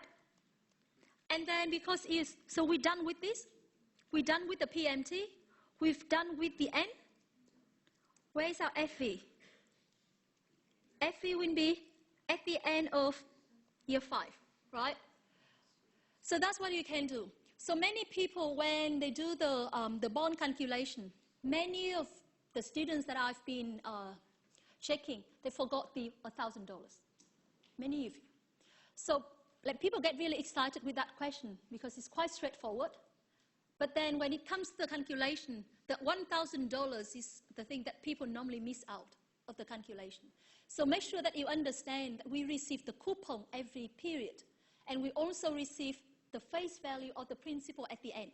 And you should not forget that. Okay? Okay. Let me ask you this question.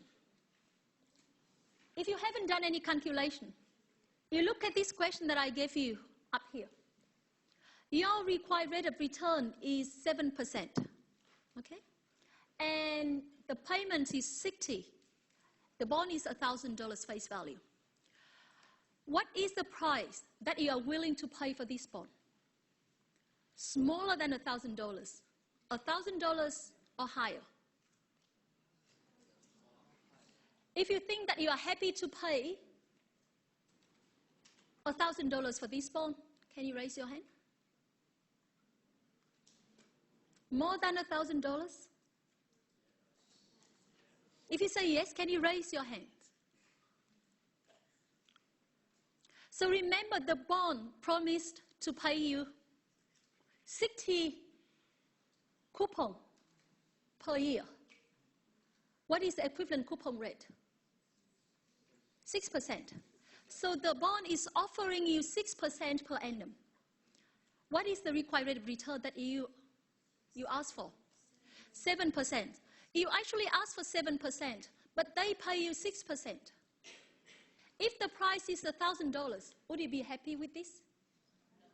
No, right? Because it means that you are going to get only 6% per annum. And of course, if you are not happy to pay $1,000, I don't think you will be happy to pay $1,200, right? So if it is smaller than $1,000, at least you can think, okay, I'm going to get 6% from that investment, but I'm going to pay less than 1,000 to get 1,000 at the end, right? And that difference can help you to compensate the 1% that you required, but not met by the bond. Right? But how low should it be? Should it be 800? Should it be 700 or 900? And that's what you need to do with your calculation. But we know that it should be lower, right? And that's a way for you to double check your answer as well if you need to calculate any of that. So we come back to our lecture note. So you can see that here, you require 8%. The bond is paying you 8%. And that's why you are willing to pay up to $1,000. Okay? And it is when the bond is traded at par value. So if the question tells you that the bond is traded at par, it implies that the discount rate is the same as the coupon rate. Does it make sense?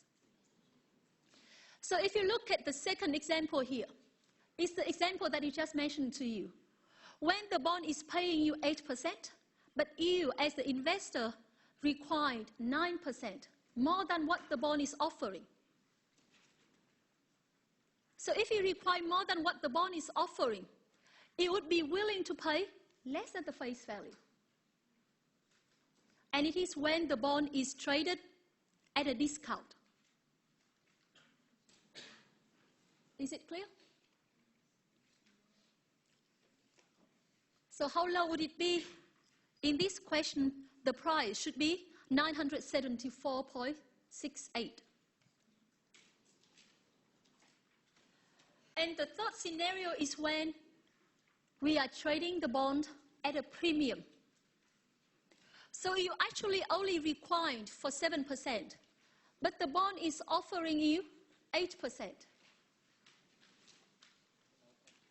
And because of that, you will have to pay higher than $1,000 to be able to get that attractive feature of the bond, of the high coupon bond. Okay. So you understand this point? So remember, with the zero coupon bond, it is always traded at a discount. Because with a zero coupon bond, there is no coupon payment. And of course, the investor would pay less today and receive the face value in the future. And the difference will be the interest. However, with the coupon paying bond, it can be traded at par, at a discount, or at a premium, depending on the required rate of return, or the discount rate, and the coupon rate. Okay? So what if the bonds are paying semi-annual?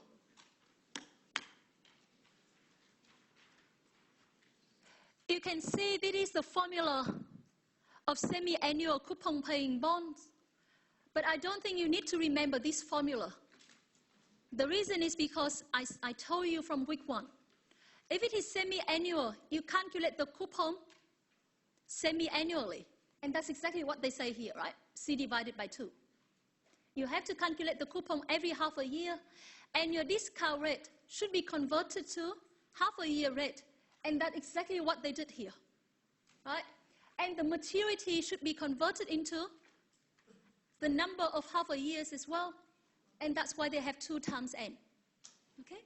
So if you just apply that concept, you can simply convert everything into half a year without remembering that formula. Right? And by the way, someone asked me whether the formula sheet will be available in your test and exam. The answer is yes.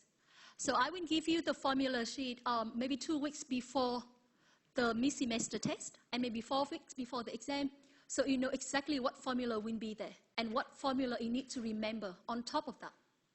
Okay? So we'll talk about that in details, but I would not expect you to memorize the formula. If you understand that, it should be fine with the main formula. Okay? So here it is an example with the semi-annual coupon bonds. And I don't think we need any practice for that anymore. You should know how to input and calculate that. Maybe, can you go to respond.cc? I give you one question just to see whether you understand that. You remember the website, respond.cc?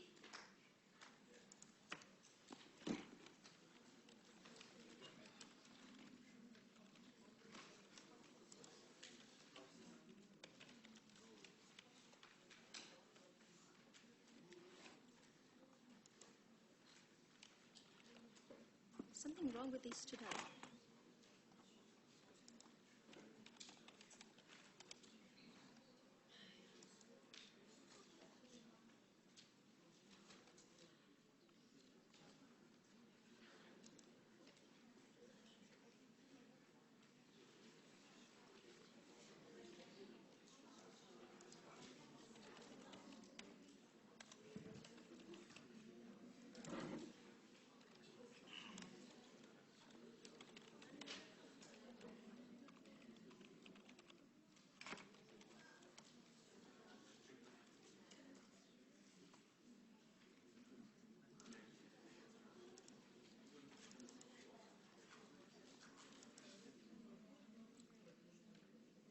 Oh, no, can you just, I think I will leave it to the next part then. Sorry for this. I think I plan to do that here. Okay. Just leave that website and then we can come back to that. So the next part would be, what is the effective annual yield of the bond in example 4? So it is the semi-annual bond. So what they are asking you is, if the bond is compounded every half a year, what would be the effective yield? So we would know that the rate is 7%. If it is compounded semi-annually, the effective rate would be more than 7%, right? And how high would it be? You can simply apply the formula that we've been doing, and the answer would be 7.122%. Okay? So this part is not new to you at all. But what I want you to know from here is that you need to understand what it means by yield to maturity, YTM. So YTM is the yield to maturity, and it is the interest rate that equates a bond's present value of interest payments and the principal repayment with this price. What does it mean? So the YTM, the name can tell you, yield to maturity. It is the yield that the investor will earn if he or she holds the bond to the maturity. Okay? Only when he or she holds the bond to the maturity, he or she will realize the YTM. So YTM is the discount rate to equate the price that they pay today and all of the future cash flows if the bond is held to maturity. Does it make sense? Just the discount rate when the bond is held to maturity. Okay. So now we get back to this question. I think now we are ready to answer this. Okay.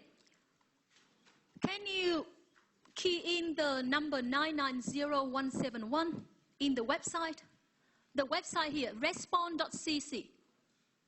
Okay? That's separate from Moodle. So can you just go to that website, respond.cc?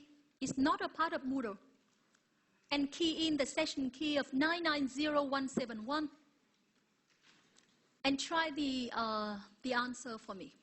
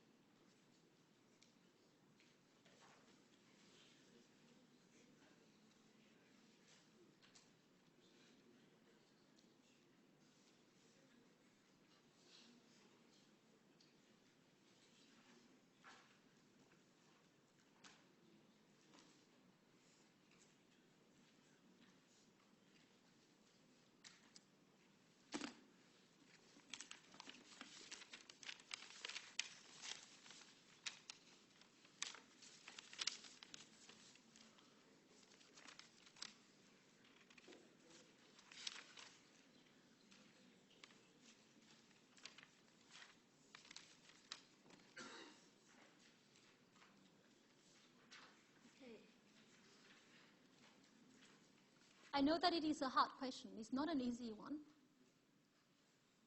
So if you are struggling, it's normal.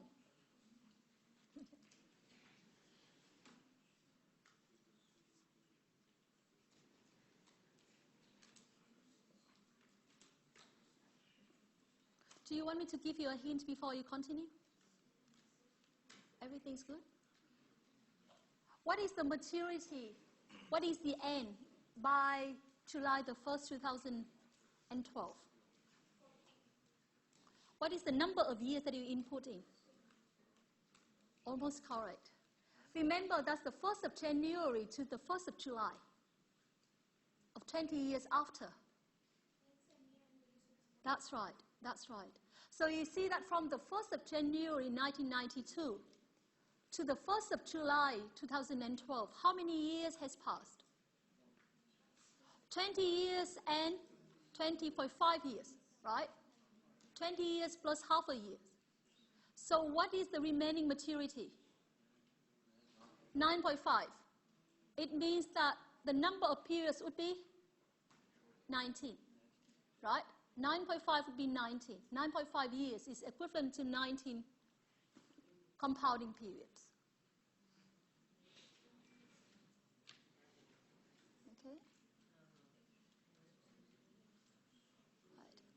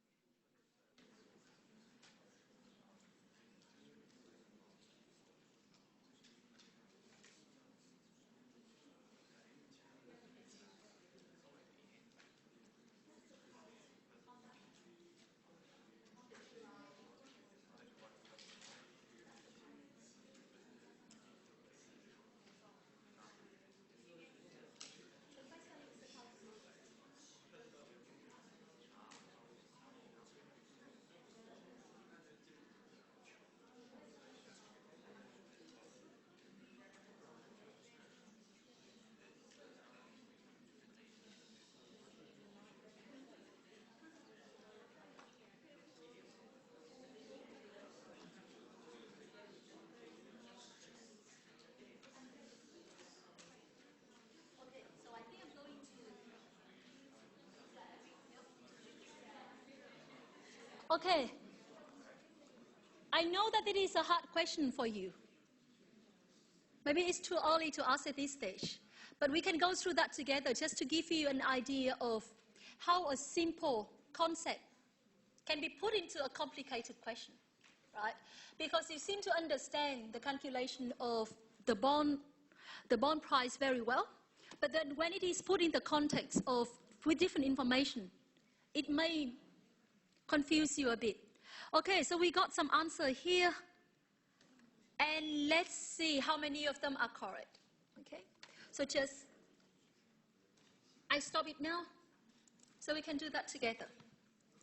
If you read the question carefully, you see that a firm issued a new series of bonds on January the 1st, 1992.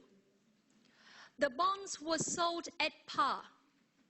$1,000 have a 12% coupon. So the 12% coupon will be per annum, right? And that's why you know that every year, every period, the coupon per half a year would be 6% times 1,000, and it is $60. You agree with me? And on January the 1st, 1992, the bonds was issued. So if you draw the timeline here, that is when it was issued, the 1st of January, 1992. That is when it was issued. On July the 1st, 2012, the 1st of July, 2012, okay? That is the deadline, the due, or the maturity. The maturity would be the 1st of January, 2022. Right? So if you want to write it down as a number, that's times 0. And from the 1st of January 1992 to the 1st of July 2012, how many periods have passed? 20 years plus 1 period, so it would be 41, right? 20 years would be 40 periods plus 1 period. Because you see that if it is 40, it should be the 1st of January, right? So it is 41. And the last one would be 60. And what happened on the 1st of July? An investor spent 896.64. And because the investor spent the money, that's an outflow. So it's a negative 896.64 to buy the bond. So if you are thinking about the cash flow of the bond, it would be $60 every period. And in the last one, there would be 60 plus 1,000. So if you do have all of that information of the price, the PMT, and the face value, can you work out what is the YTM in here? Can you do that? If you use your financial calculator, you can simply input N would be equal to 19, right? Because from 41 to 60, there will be 19 periods. So N will be equal to 19. The interest rate is what we need to find, right? The PV is minus 896.64. PMT is equal to 60. FV is equal to 1,000. Okay? What is the answer that you have?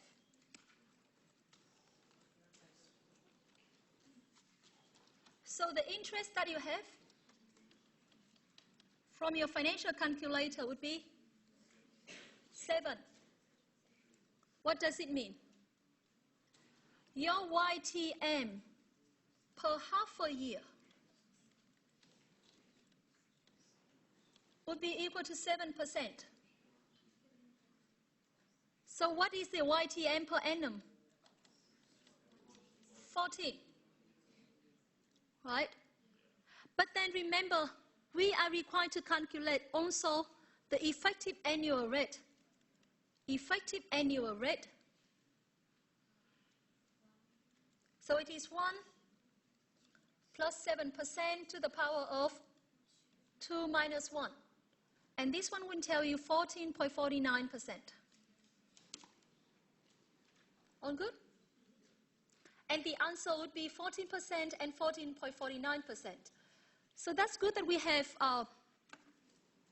if you look at the percentage here, at least 25%, more than 25% got it correctly. And I know that it is a hard question, right?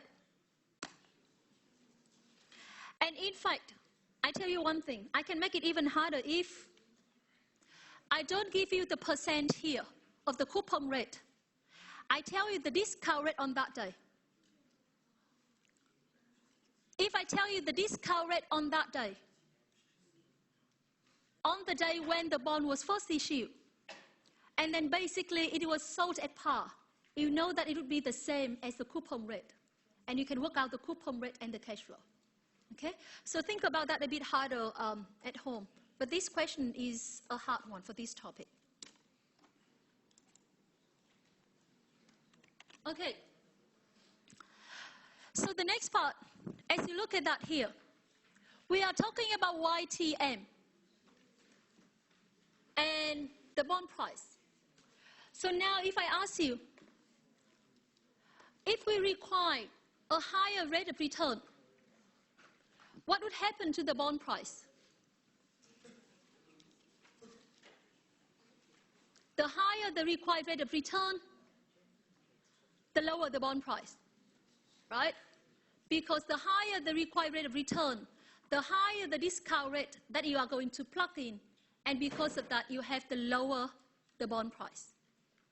Does it make sense? So there is an inverse relationship between the discount rate and the bond price. Higher discount rate, lower the present value, and lower the bond price. And that graph shows you exactly what it means. Okay? So if you increase the required rate of return, you see that the bond price drops. So there are different types of yield. So we've learned about yield to maturity, right? And remember, yield to maturity is the yield that the investor will earn if they hold the bonds to maturity. Okay? And we also learned about effective annual yield. And the effective annual yield will be different from the discount rate when your bond is paying more frequently than annually. If it is paying the coupon every half a year, every quarter, it would have a higher annual yield. Okay? So the nominal yield is equal to the coupon payment divided by the face value, it's just a term, and the current yield is the coupon payment divided by the current market price. Let's think about this. With the current yield, it is the coupon payment divided by the market price. Let's see that I give you the two identical bonds. One is sold at a discount. The other is sold at a premium. Which one will give you a higher current yield?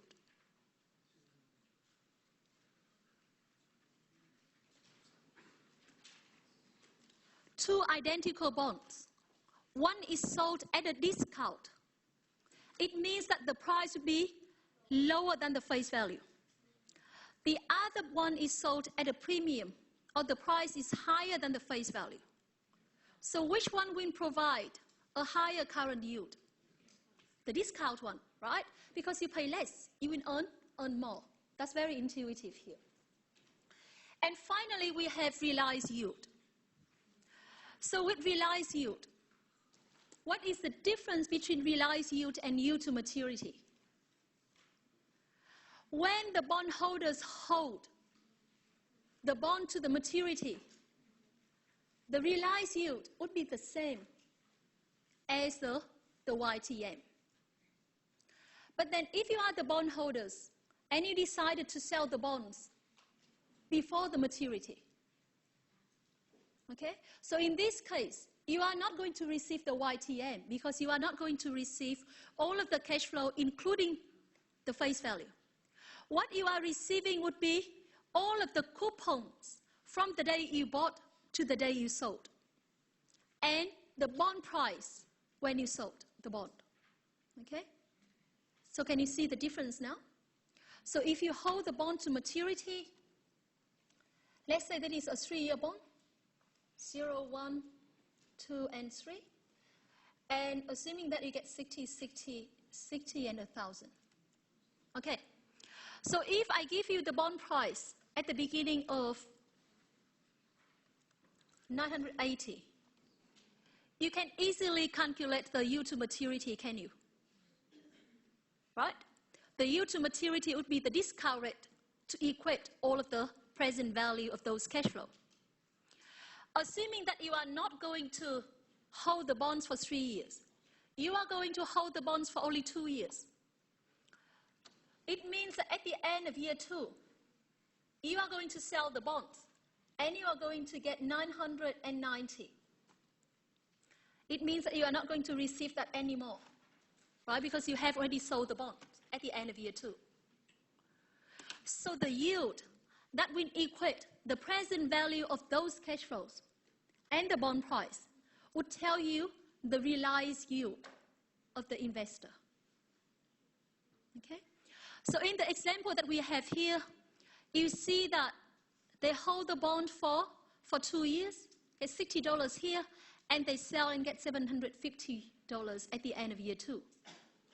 And doing the calculation, you see that the investor actually made a loss because they spend a lot of money at the end, at the beginning, but they can only sell the bond for $750 after 2 years. And that's why you have a negative realized yield. Okay? So the realized yield is the actual yield. That's the investor made when they don't hold the security to the maturity. And of course, if they hold to the maturity, the realized yield would be the same as the yield to maturity. Makes sense? Okay.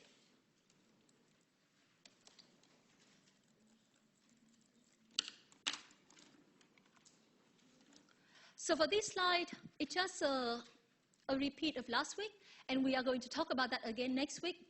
So I just leave it here to show you that the nominal rate has a relation with the inflation and the real rate.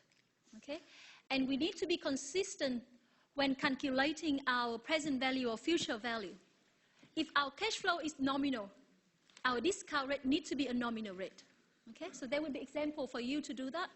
So for now, just to remember that only. Okay, the next one is interest rate risk. What does it mean by interest rate risk?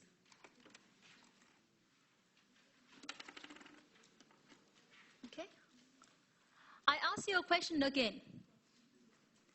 If there is an increase in interest rate, what would happen to the bond price? Increase or decrease?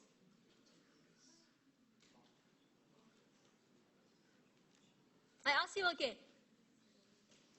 If there is an increase in the required rate of return or the discount rate, what do you think about the bond price? If you think that it's going to drop, can you raise your hands?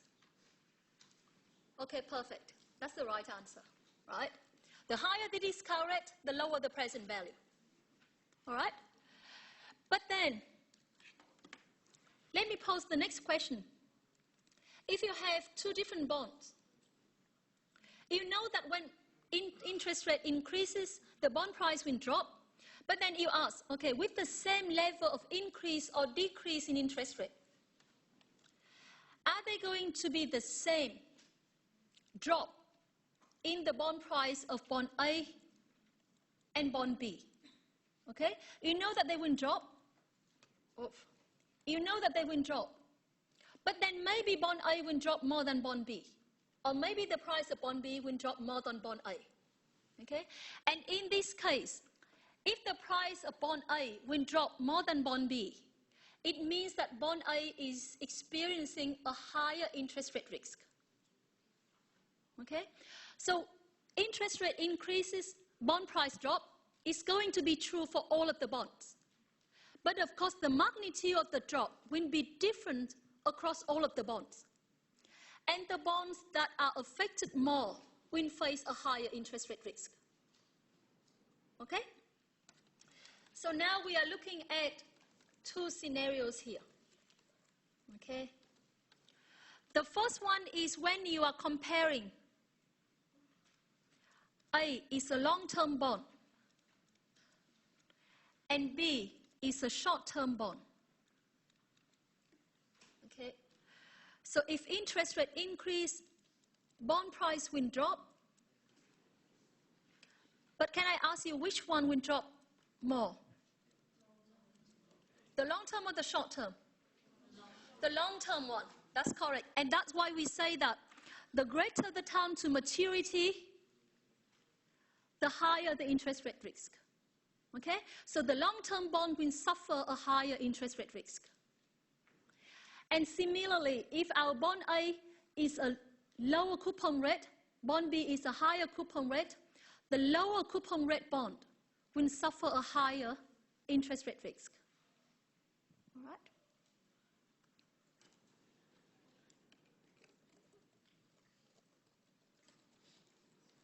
Okay?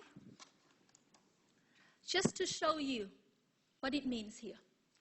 If you have a long-term bond, the red line, a short-term bond, the blue one, you see when we increase the interest rate from 5% to 7.5%. So with the same change in the discount rate, so 2%, 2.5% increase, right?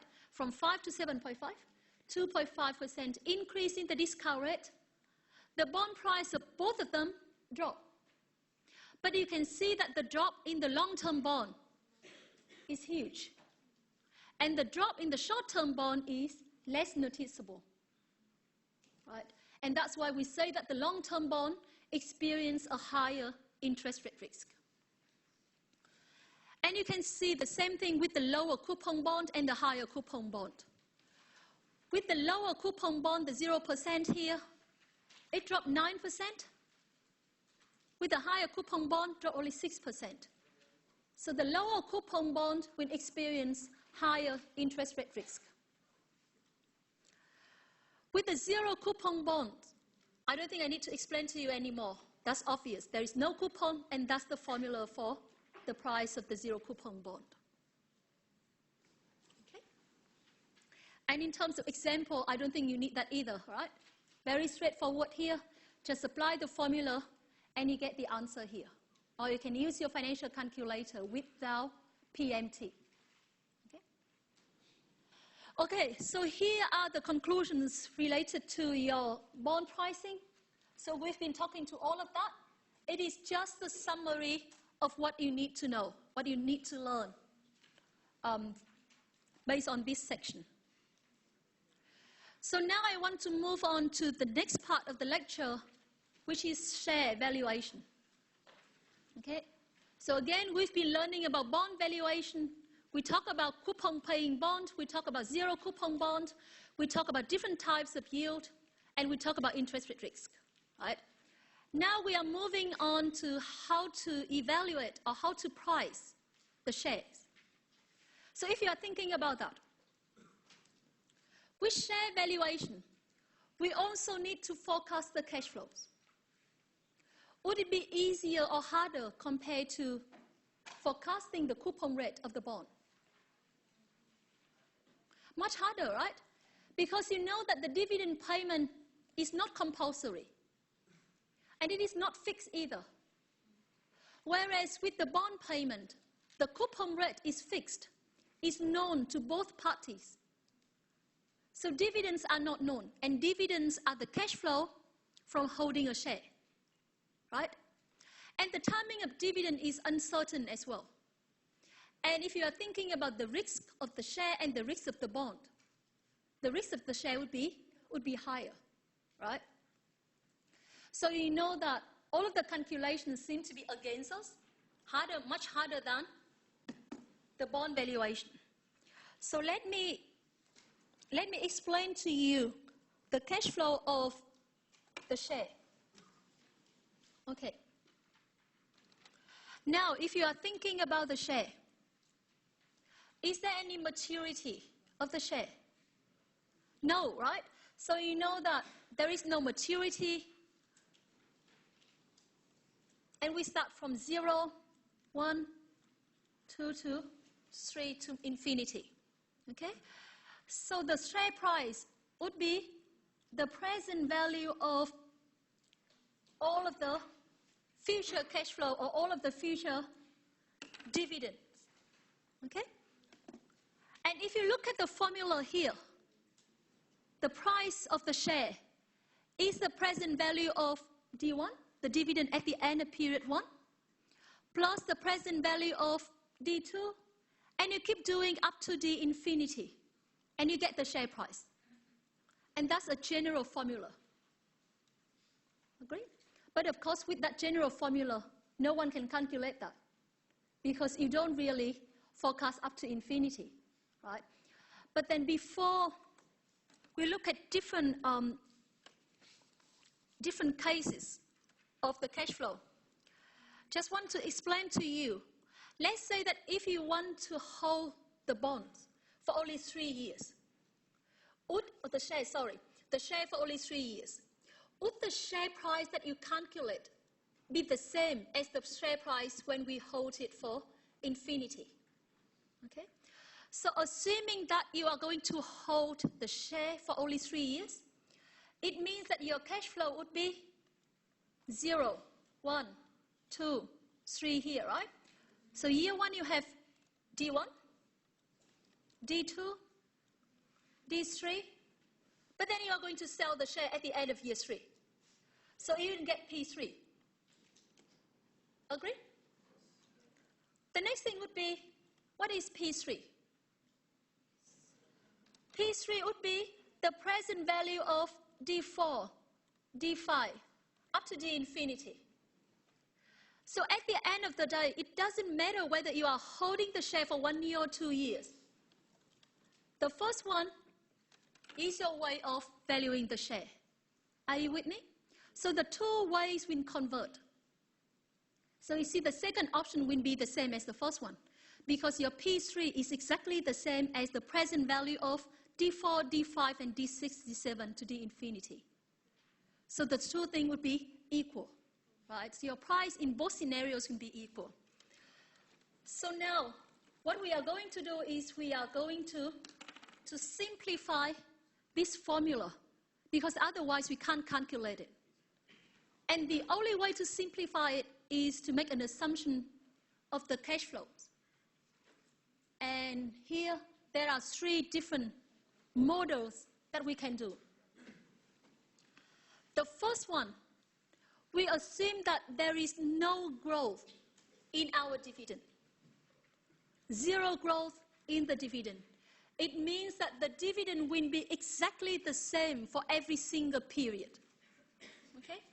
The second one, we assume a constant growth every period. So it's going to increase at the same percentage every period. And the third model is when we have a combination of different growth rate. Okay? And now we are looking at one by one. The first one, when we assume a 0 growth dividend model, it means that if you want to draw the timeline, 0, 1, 2, up to infinity, and then you have the same dividend every year. It will be the same dividend every year. Okay? What is the pattern of that cash flow? Perpetuity, right? Because there is no maturity here. Remember, with annuity, we need to have a finite period. But here, our cash flows are repeated forever. And that's why the type of cash flow is perpetuity. That's what we learned last week. Agree? And it is an ordinary perpetuity because, remember, we get D at the end of the first period. Does it make sense?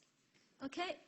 And if you want to calculate the price of the share, it is the present value of all of the cash flow, or it is the present value of all of the dividends that the investors are going to receive. And we have a formula for the ordinary perpetuity. PV is equal to D over R. Very simple, right? D over R. So if they receive $1 dividend, the discount rate is 10%. The price should be $10. Right? So a very complicated model can be very simple. And remember, if you're thinking about that, is it reasonable to assume that the dividends will be the same every year? No, right? If it is a common share, it would not expect the same dividends to be paid every year. However, with the preference shares or the preferred shares, the dividend rate is fixed. And in this case, this formula is applicable to the preference share. Okay?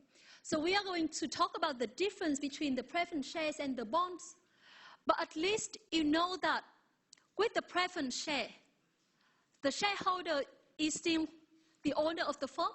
The holder of the share is still the shareholders, right? Not the debt holder as the bond. But then they are promised to receive a certain dividend every period, okay? And that's what they mean by preference share valuation here. With the preference share, the dividends are fixed, and that's why we can apply this formula, okay? But if it is not a preference share, if it is a common share, what should it be? We are learning the second model, the constant growth valuation.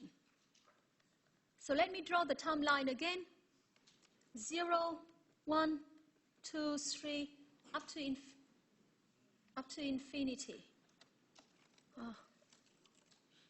Okay, yep. So with the constant growth model, what we assume is that the dividend that we are going to receive will increase by G every period. So in the first period, it's D1. In the second period, it's D1 times 1 plus G. In the third one, is D1 times 1 plus G to the power of 2. And you can keep doing the same thing. So what is the present value of that perpetuity? So this is a growing perpetuity. We learned last week as well, right? This is a growing perpetuity because the dividend is growing at a constant rate forever. Agree? And the formula for that is P0 equals D1 over R minus G.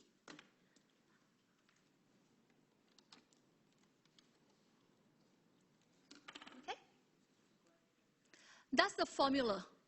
That's the present value formula of a growing perpetuity.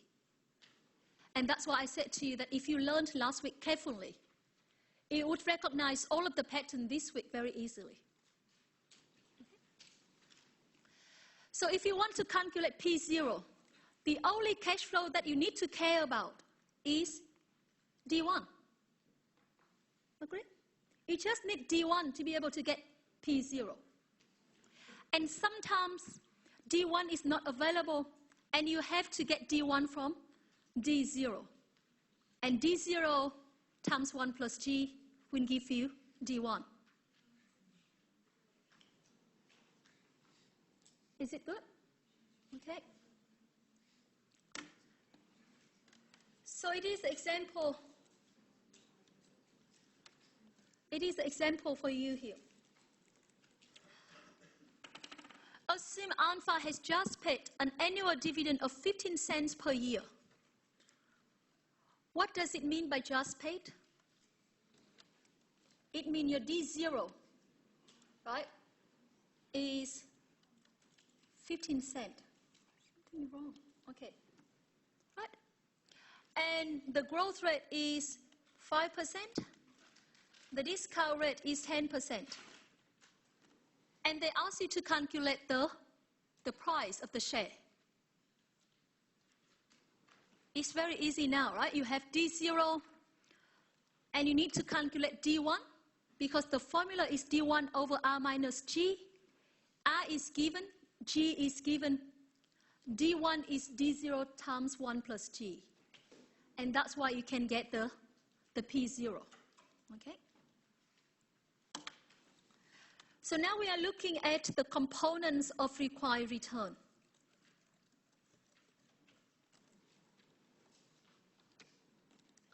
So if you are thinking about this formula here that we've been looking at, the price is equal to D1 over R minus G.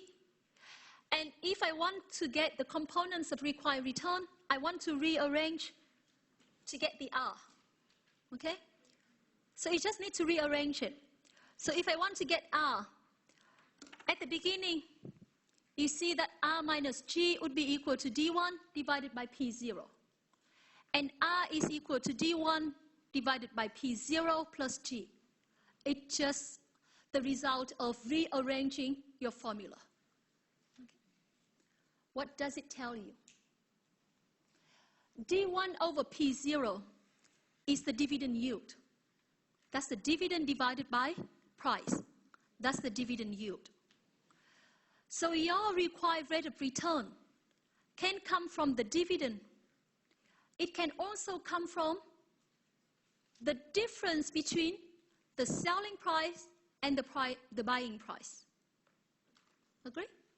If you buy a share and you want to make the money from that investment, basically your return will come from the dividend that you earn and the difference in the selling price of the share and the buying price of the share. And that's what it means by capital gain. So capital gain is how much you earn from holding the share. What is the difference between the selling price and the buying price. Okay? So G, in this case, would also help to measure the capital gains yield. So just to give you the definition of capital gains yield, it is P1 minus P0 over P0. Okay? So that's a definition of capital gains yield. And in this case, it is exactly the same as G. So G is the same as the capital gain yield if we assume a constant growth model. Okay? So how to forecast G? So remember, we need to value our share. In order to value the share, we need to estimate the growth rate. What is a reasonable estimate of the growth rate? So remember, the growth rate would come from two parts. So if you come back to last week when I explained to you the income statement, I said to you that the net income will be divided into two parts. The firm may decide to get part of the net income to pay for dividend, right? And the rest will be retained earnings. Okay?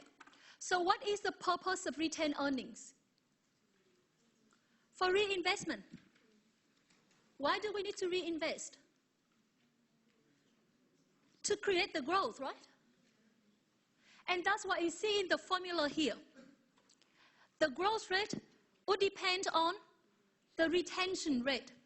And the retention rate is 1 minus the payout ratio. So if we earn $1 net income, and we plan to distribute half of that as dividend, the remaining half will be spent on reinvestment and on growth. And that's why you see in the formula of G, we have retention rate, or RR. Okay? So that's how much we keep to reinvest. And of course, it will also depend on how profitable we are with our investment, right? So if you are thinking of how much you make, it depends on how much you invest and the profitability of the investment. And that profitability is measured by ROE, return on equity, okay? And that's why G is equal to RR times ROE. Okay? So one thing I want you to remember is that your constant growth model can only work if the growth rate is smaller than the required rate of return, or the growth rate is less than the discount rate. Otherwise, we will have a negative share price. Okay? So you can see that example at home. Just go through that at home. It's a simple rearrangement of the formula. It is nothing difficult at all. I want to spend our last 15 minutes on the variable growth valuation. And in fact, this is the problem that most students have. So far, with the constant growth model, everyone is good. With the zero growth model, everyone is good with that. With the variable growth model, just pay attention to that. You will see that it's not hard at all. Okay? So now, instead of having made an assumption of no growth at all, or constant growth, we say that the dividends from the shares holding will change over time. Okay? So here we have two phases. In the first phase, we have an initial growth period of 20%. It means that every year, or every quarter, or every period, the dividend is going to increase by 20% for the first 3 years. Okay? Over the first 3 years, there is a 20% increase. And after that, the growth rate is 5%.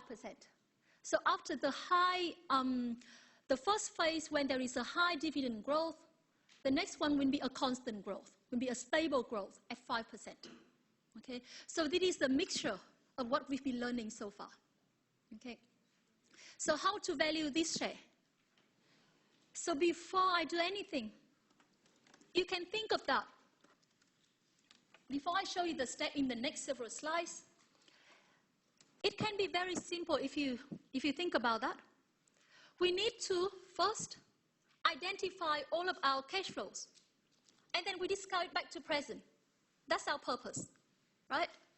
But here we can see very clearly that those cash flows can be divided into two parts. The first part should be related to our initial growth period. The second part is related to our constant growth phase. And as long as you can calculate the present value of the first phase, agree? That's the present value of the first phase. And then the present value of the second phase, you sum them up, you get the answer. Sounds straightforward, right? And how to do that? You need to do that with the first phase. So with the first phase, how to get the present value of D1, D2, and D3? What do you think? You just, first, you need to estimate the cash flow. That's what you said, right? So we need to know what is D1, what is D2, what is D3. Agree? That's our first thing. What would be the second step? Present value of that. Just do that manually. Or you can use your CFJ formula in your function in your financial calculator. So you value D1, D2, and D3, calculate the present value of D1, the present value of D2, and the present value of D3. And you sum them up, you got the present value of the first phase. Agree? How about the second phase? The second phase would include D4, D5, to the infinity. Agree? And if you are thinking about D4, D5, D6, what are they? A constant growth, perpetuity. So we just need to calculate the present value of a constant growth, perpetuity. Do we have a formula for that? Yeah. We do, right? So how to do that? Now we are going step by step, okay? So you got the concept now? And now we just need to see how we implement that. Okay. This is for you to review back, but it's exactly what I've just explained to you. Different steps. So in step 1, we need to calculate D1, D2, and D3. That's the cash flow of the first phase. And the way to do that is dividend times 1 plus G. Okay? This one is easy. After you get D1, D2, and D3, the next one would be you have to discount D1 back to present, D2 back to present, and D3, you sum them up. All right? And that's the way that they do, manually, and you sum them up. Are you good with that? So no one had any problem with this. That's the troublesome one, but this is not hard, as long as you follow me. So if you are thinking about this constant growth period, is it an ordinary annuity, an ordinary perpetuity? Is it ordinary? It is a growing perpetuity, I agree. But remember, we start from D4, right? So if you draw a timeline here, we start from D4. With an ordinary perpetuity, it should be starting at the end of the first period. So the formula that you have, P0 equal to D1 over R minus G, can only bring you to the present value one period before the first payment. Does it make sense? So if you think about that, D1 is our first payment. The formula helps you to get to P0. it means that it is the present value one period before the first payment. So if your first payment occurs at time 4, your formula d4 over r minus g can only bring you to P0, P3, right? One period before the first one, it is P3. And that's why here you have to think about this like, this become times 1, your d5 will be times 2, and that's why your P0 will be at times 3. Do you understand this part? Okay, and that's why you get up to here, you can get P3 equal to D4 over R minus G. Make sense? But then we don't need P3. We need the present value, not the value at time 3. So what do we need to do next? We discount P3 back to P0. How to do that? So if you have P3 here, and we want it back to time 0, we are actually calculating present value, right? That's the present value formula, given that we know P3, and P3 now is a future value, right? So you just need P0 would be P3 divided by 1 plus R to the power of 3. And after you get P3, the sum of them would tell you the price of the share. Okay, is it good? So you good with the process? Okay, so just want to let you know, just focus on this because it's not hard, but that's what makes many people confused. So make sure that you understand why it is P3 and why we need to do another 3-period discount. Okay? And if you don't understand, just see me during my consult because it's very important. Okay. So now I just want to show you the final answer, just to confirm. So the 4 steps can be combined in one line of calculation, right? So I talked to you about the 4 steps, but you know that it's not that hard, that lengthy at all. You just need to discount D1, D2, and D3. They belong to the first phase, right? And then the next one would be P3 divided by 1 plus R to the power of 3. And P3 can be calculated from your constant growth model. And then you should be able to get your P0 of 4.63. Okay, is it good? So if you want to have a shortcut for this, the only shortcut that you can make is you can input D1, D2, and D3 into the CFJ function in your financial calculator. Other than that, you have to do that manually. Okay? So I have already uploaded the tutorial questions for this week on Moodle. So just have a look at that and we will discuss them next week. Okay, so I see you next week. And I'm going to see you next week, and then after that, you will see Zong Yan, and I will be back in week 12. Okay?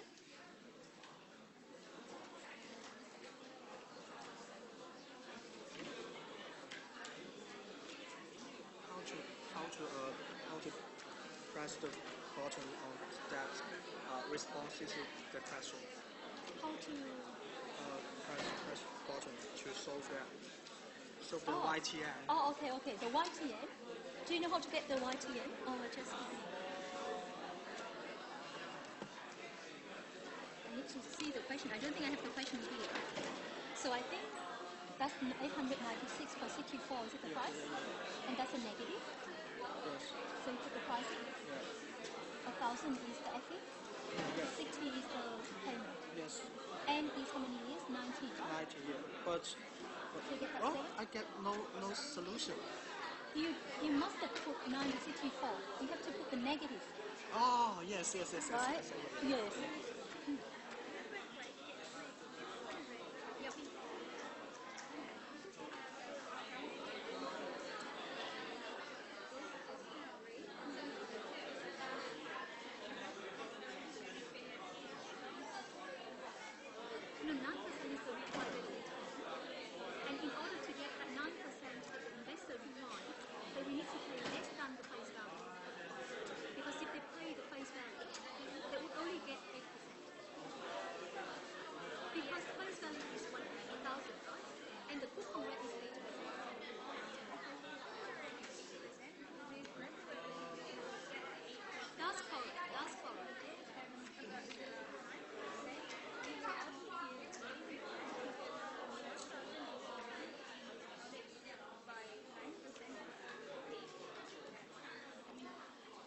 that's why you have that 9 to 74.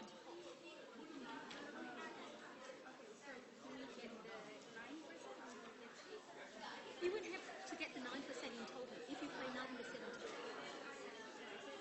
9%, that's the requirement. Yes, yes. That's the 9%, and that's why you pay 9 to 70. If you pay more than that, you get less than 9%.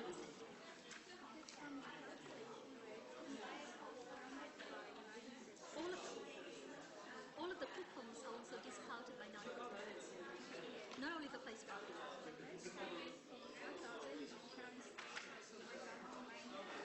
Yes. All of the coupons.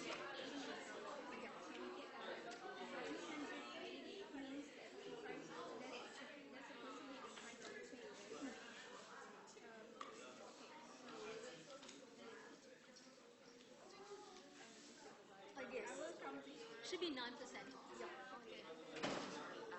You mentioned that the lower the coupon rate, the higher the interest rate.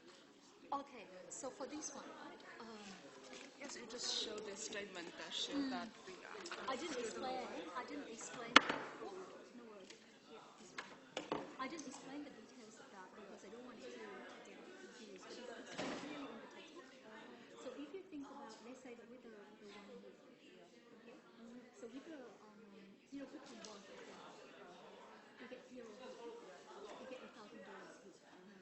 So most of your cash flow is at the end. Okay? So if you think about the coupon paying bond, so this one is a low coupon, right? It's a low because it's zero. And this one doesn't receive something. So you receive zero. Coupon here up to here. And you receive coupon plus $1,000. Okay? So if you compare these two and these two, so this one, the majority of cash flow will come from here to here, right? But then if you think about the zero coupon bond, all of the cash flow come at the end. right. At the end. Yes. And that's why when you do the discount, when interest rate increase, this cash flow will suffer the most. Because more cash flow will be at the end, and that's why when you discount, it becomes less and less. Whereas with this, at least you receive some in the middle. Yeah. So I mean, of course there will be a drop, but not as much as this. Okay, and that's why you have a higher interest rate. Okay, so if you think about it, you understand up to here, right? So we have D1, D2, D3, just do D4 and D5, okay? Okay, so we've calculated this, and this, right? So we're done with those. We only got the one here to infinity, okay? So if you think about your constant growth perpetuity formula, okay? So if it is 0, 1, 2, and it is D1 times 1 plus 2. Okay, so you can think D5 is D4 times 1 plus 2. Right? D6 is equal to D4 times 1 plus 2 squared. Okay? So D1 times 1 plus 2 squared. Okay? So with this one, the formula would be P0 is equal to D1 over minus G. Up to here, understand? Here, we start from D4, not from D1. But you don't need D1, D2, and D3. We haven't counted them, only from D4. So from D4, you want D4, D5, D6. So if you look at the formula here, you start from D1, you get P0. If you start from D4, you will get the present value at times 3. And it is D4 over R minus G. So you get it from times 3. But then we need the present value at times 0, not at times 3. And that's why now you have to discount it one more time back to times 0.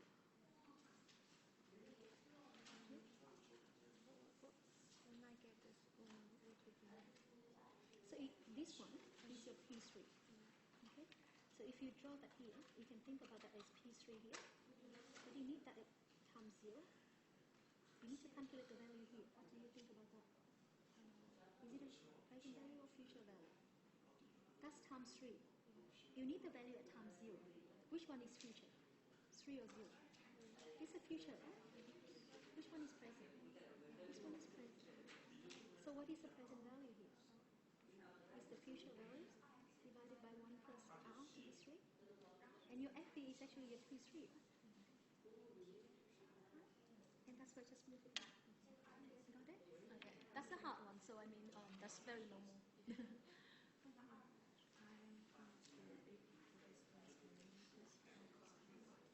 That's not the textbook that we recommended.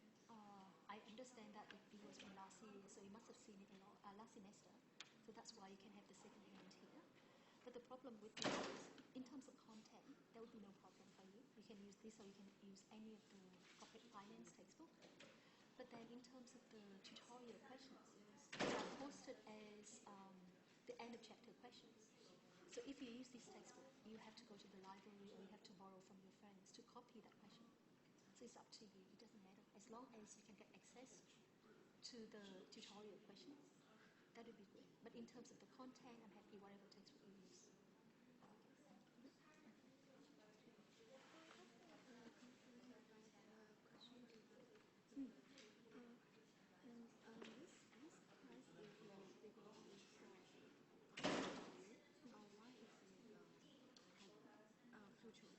Present value. But it's a present value. Okay, so think about that. Draw the timeline. Just start from the question. I think it's the 1st of January, 1992. That's time 0. Okay? So in the 1st of July, 2012. So you see that from the 1st of January to the 1st of July, there will be one period. From here to here, there will be 20 years, right? 20 years will be another 40 period. And that's why it is 41 here. Okay? And then the last one will be 30 years, so it should be the 1st of January 2022. Right? And it is equal to 60. Okay? So now we go back to the question. When it was sold at this time, it was sold at par. Okay? 12% coupon. 12% coupon means 6% per half a year. And if the par is 1,000, I think, 1,000. So this coupon will be $60 every period. Including here, up here, you get 60 plus 1,000. You with me? And then what they're saying is, you are the investor. You didn't buy at this time. You decided to jump into the market at this point in time. So for you, it is a present time. You waited for the bond to be issued for 20 years and a bit, and then you started to buy. And on that day,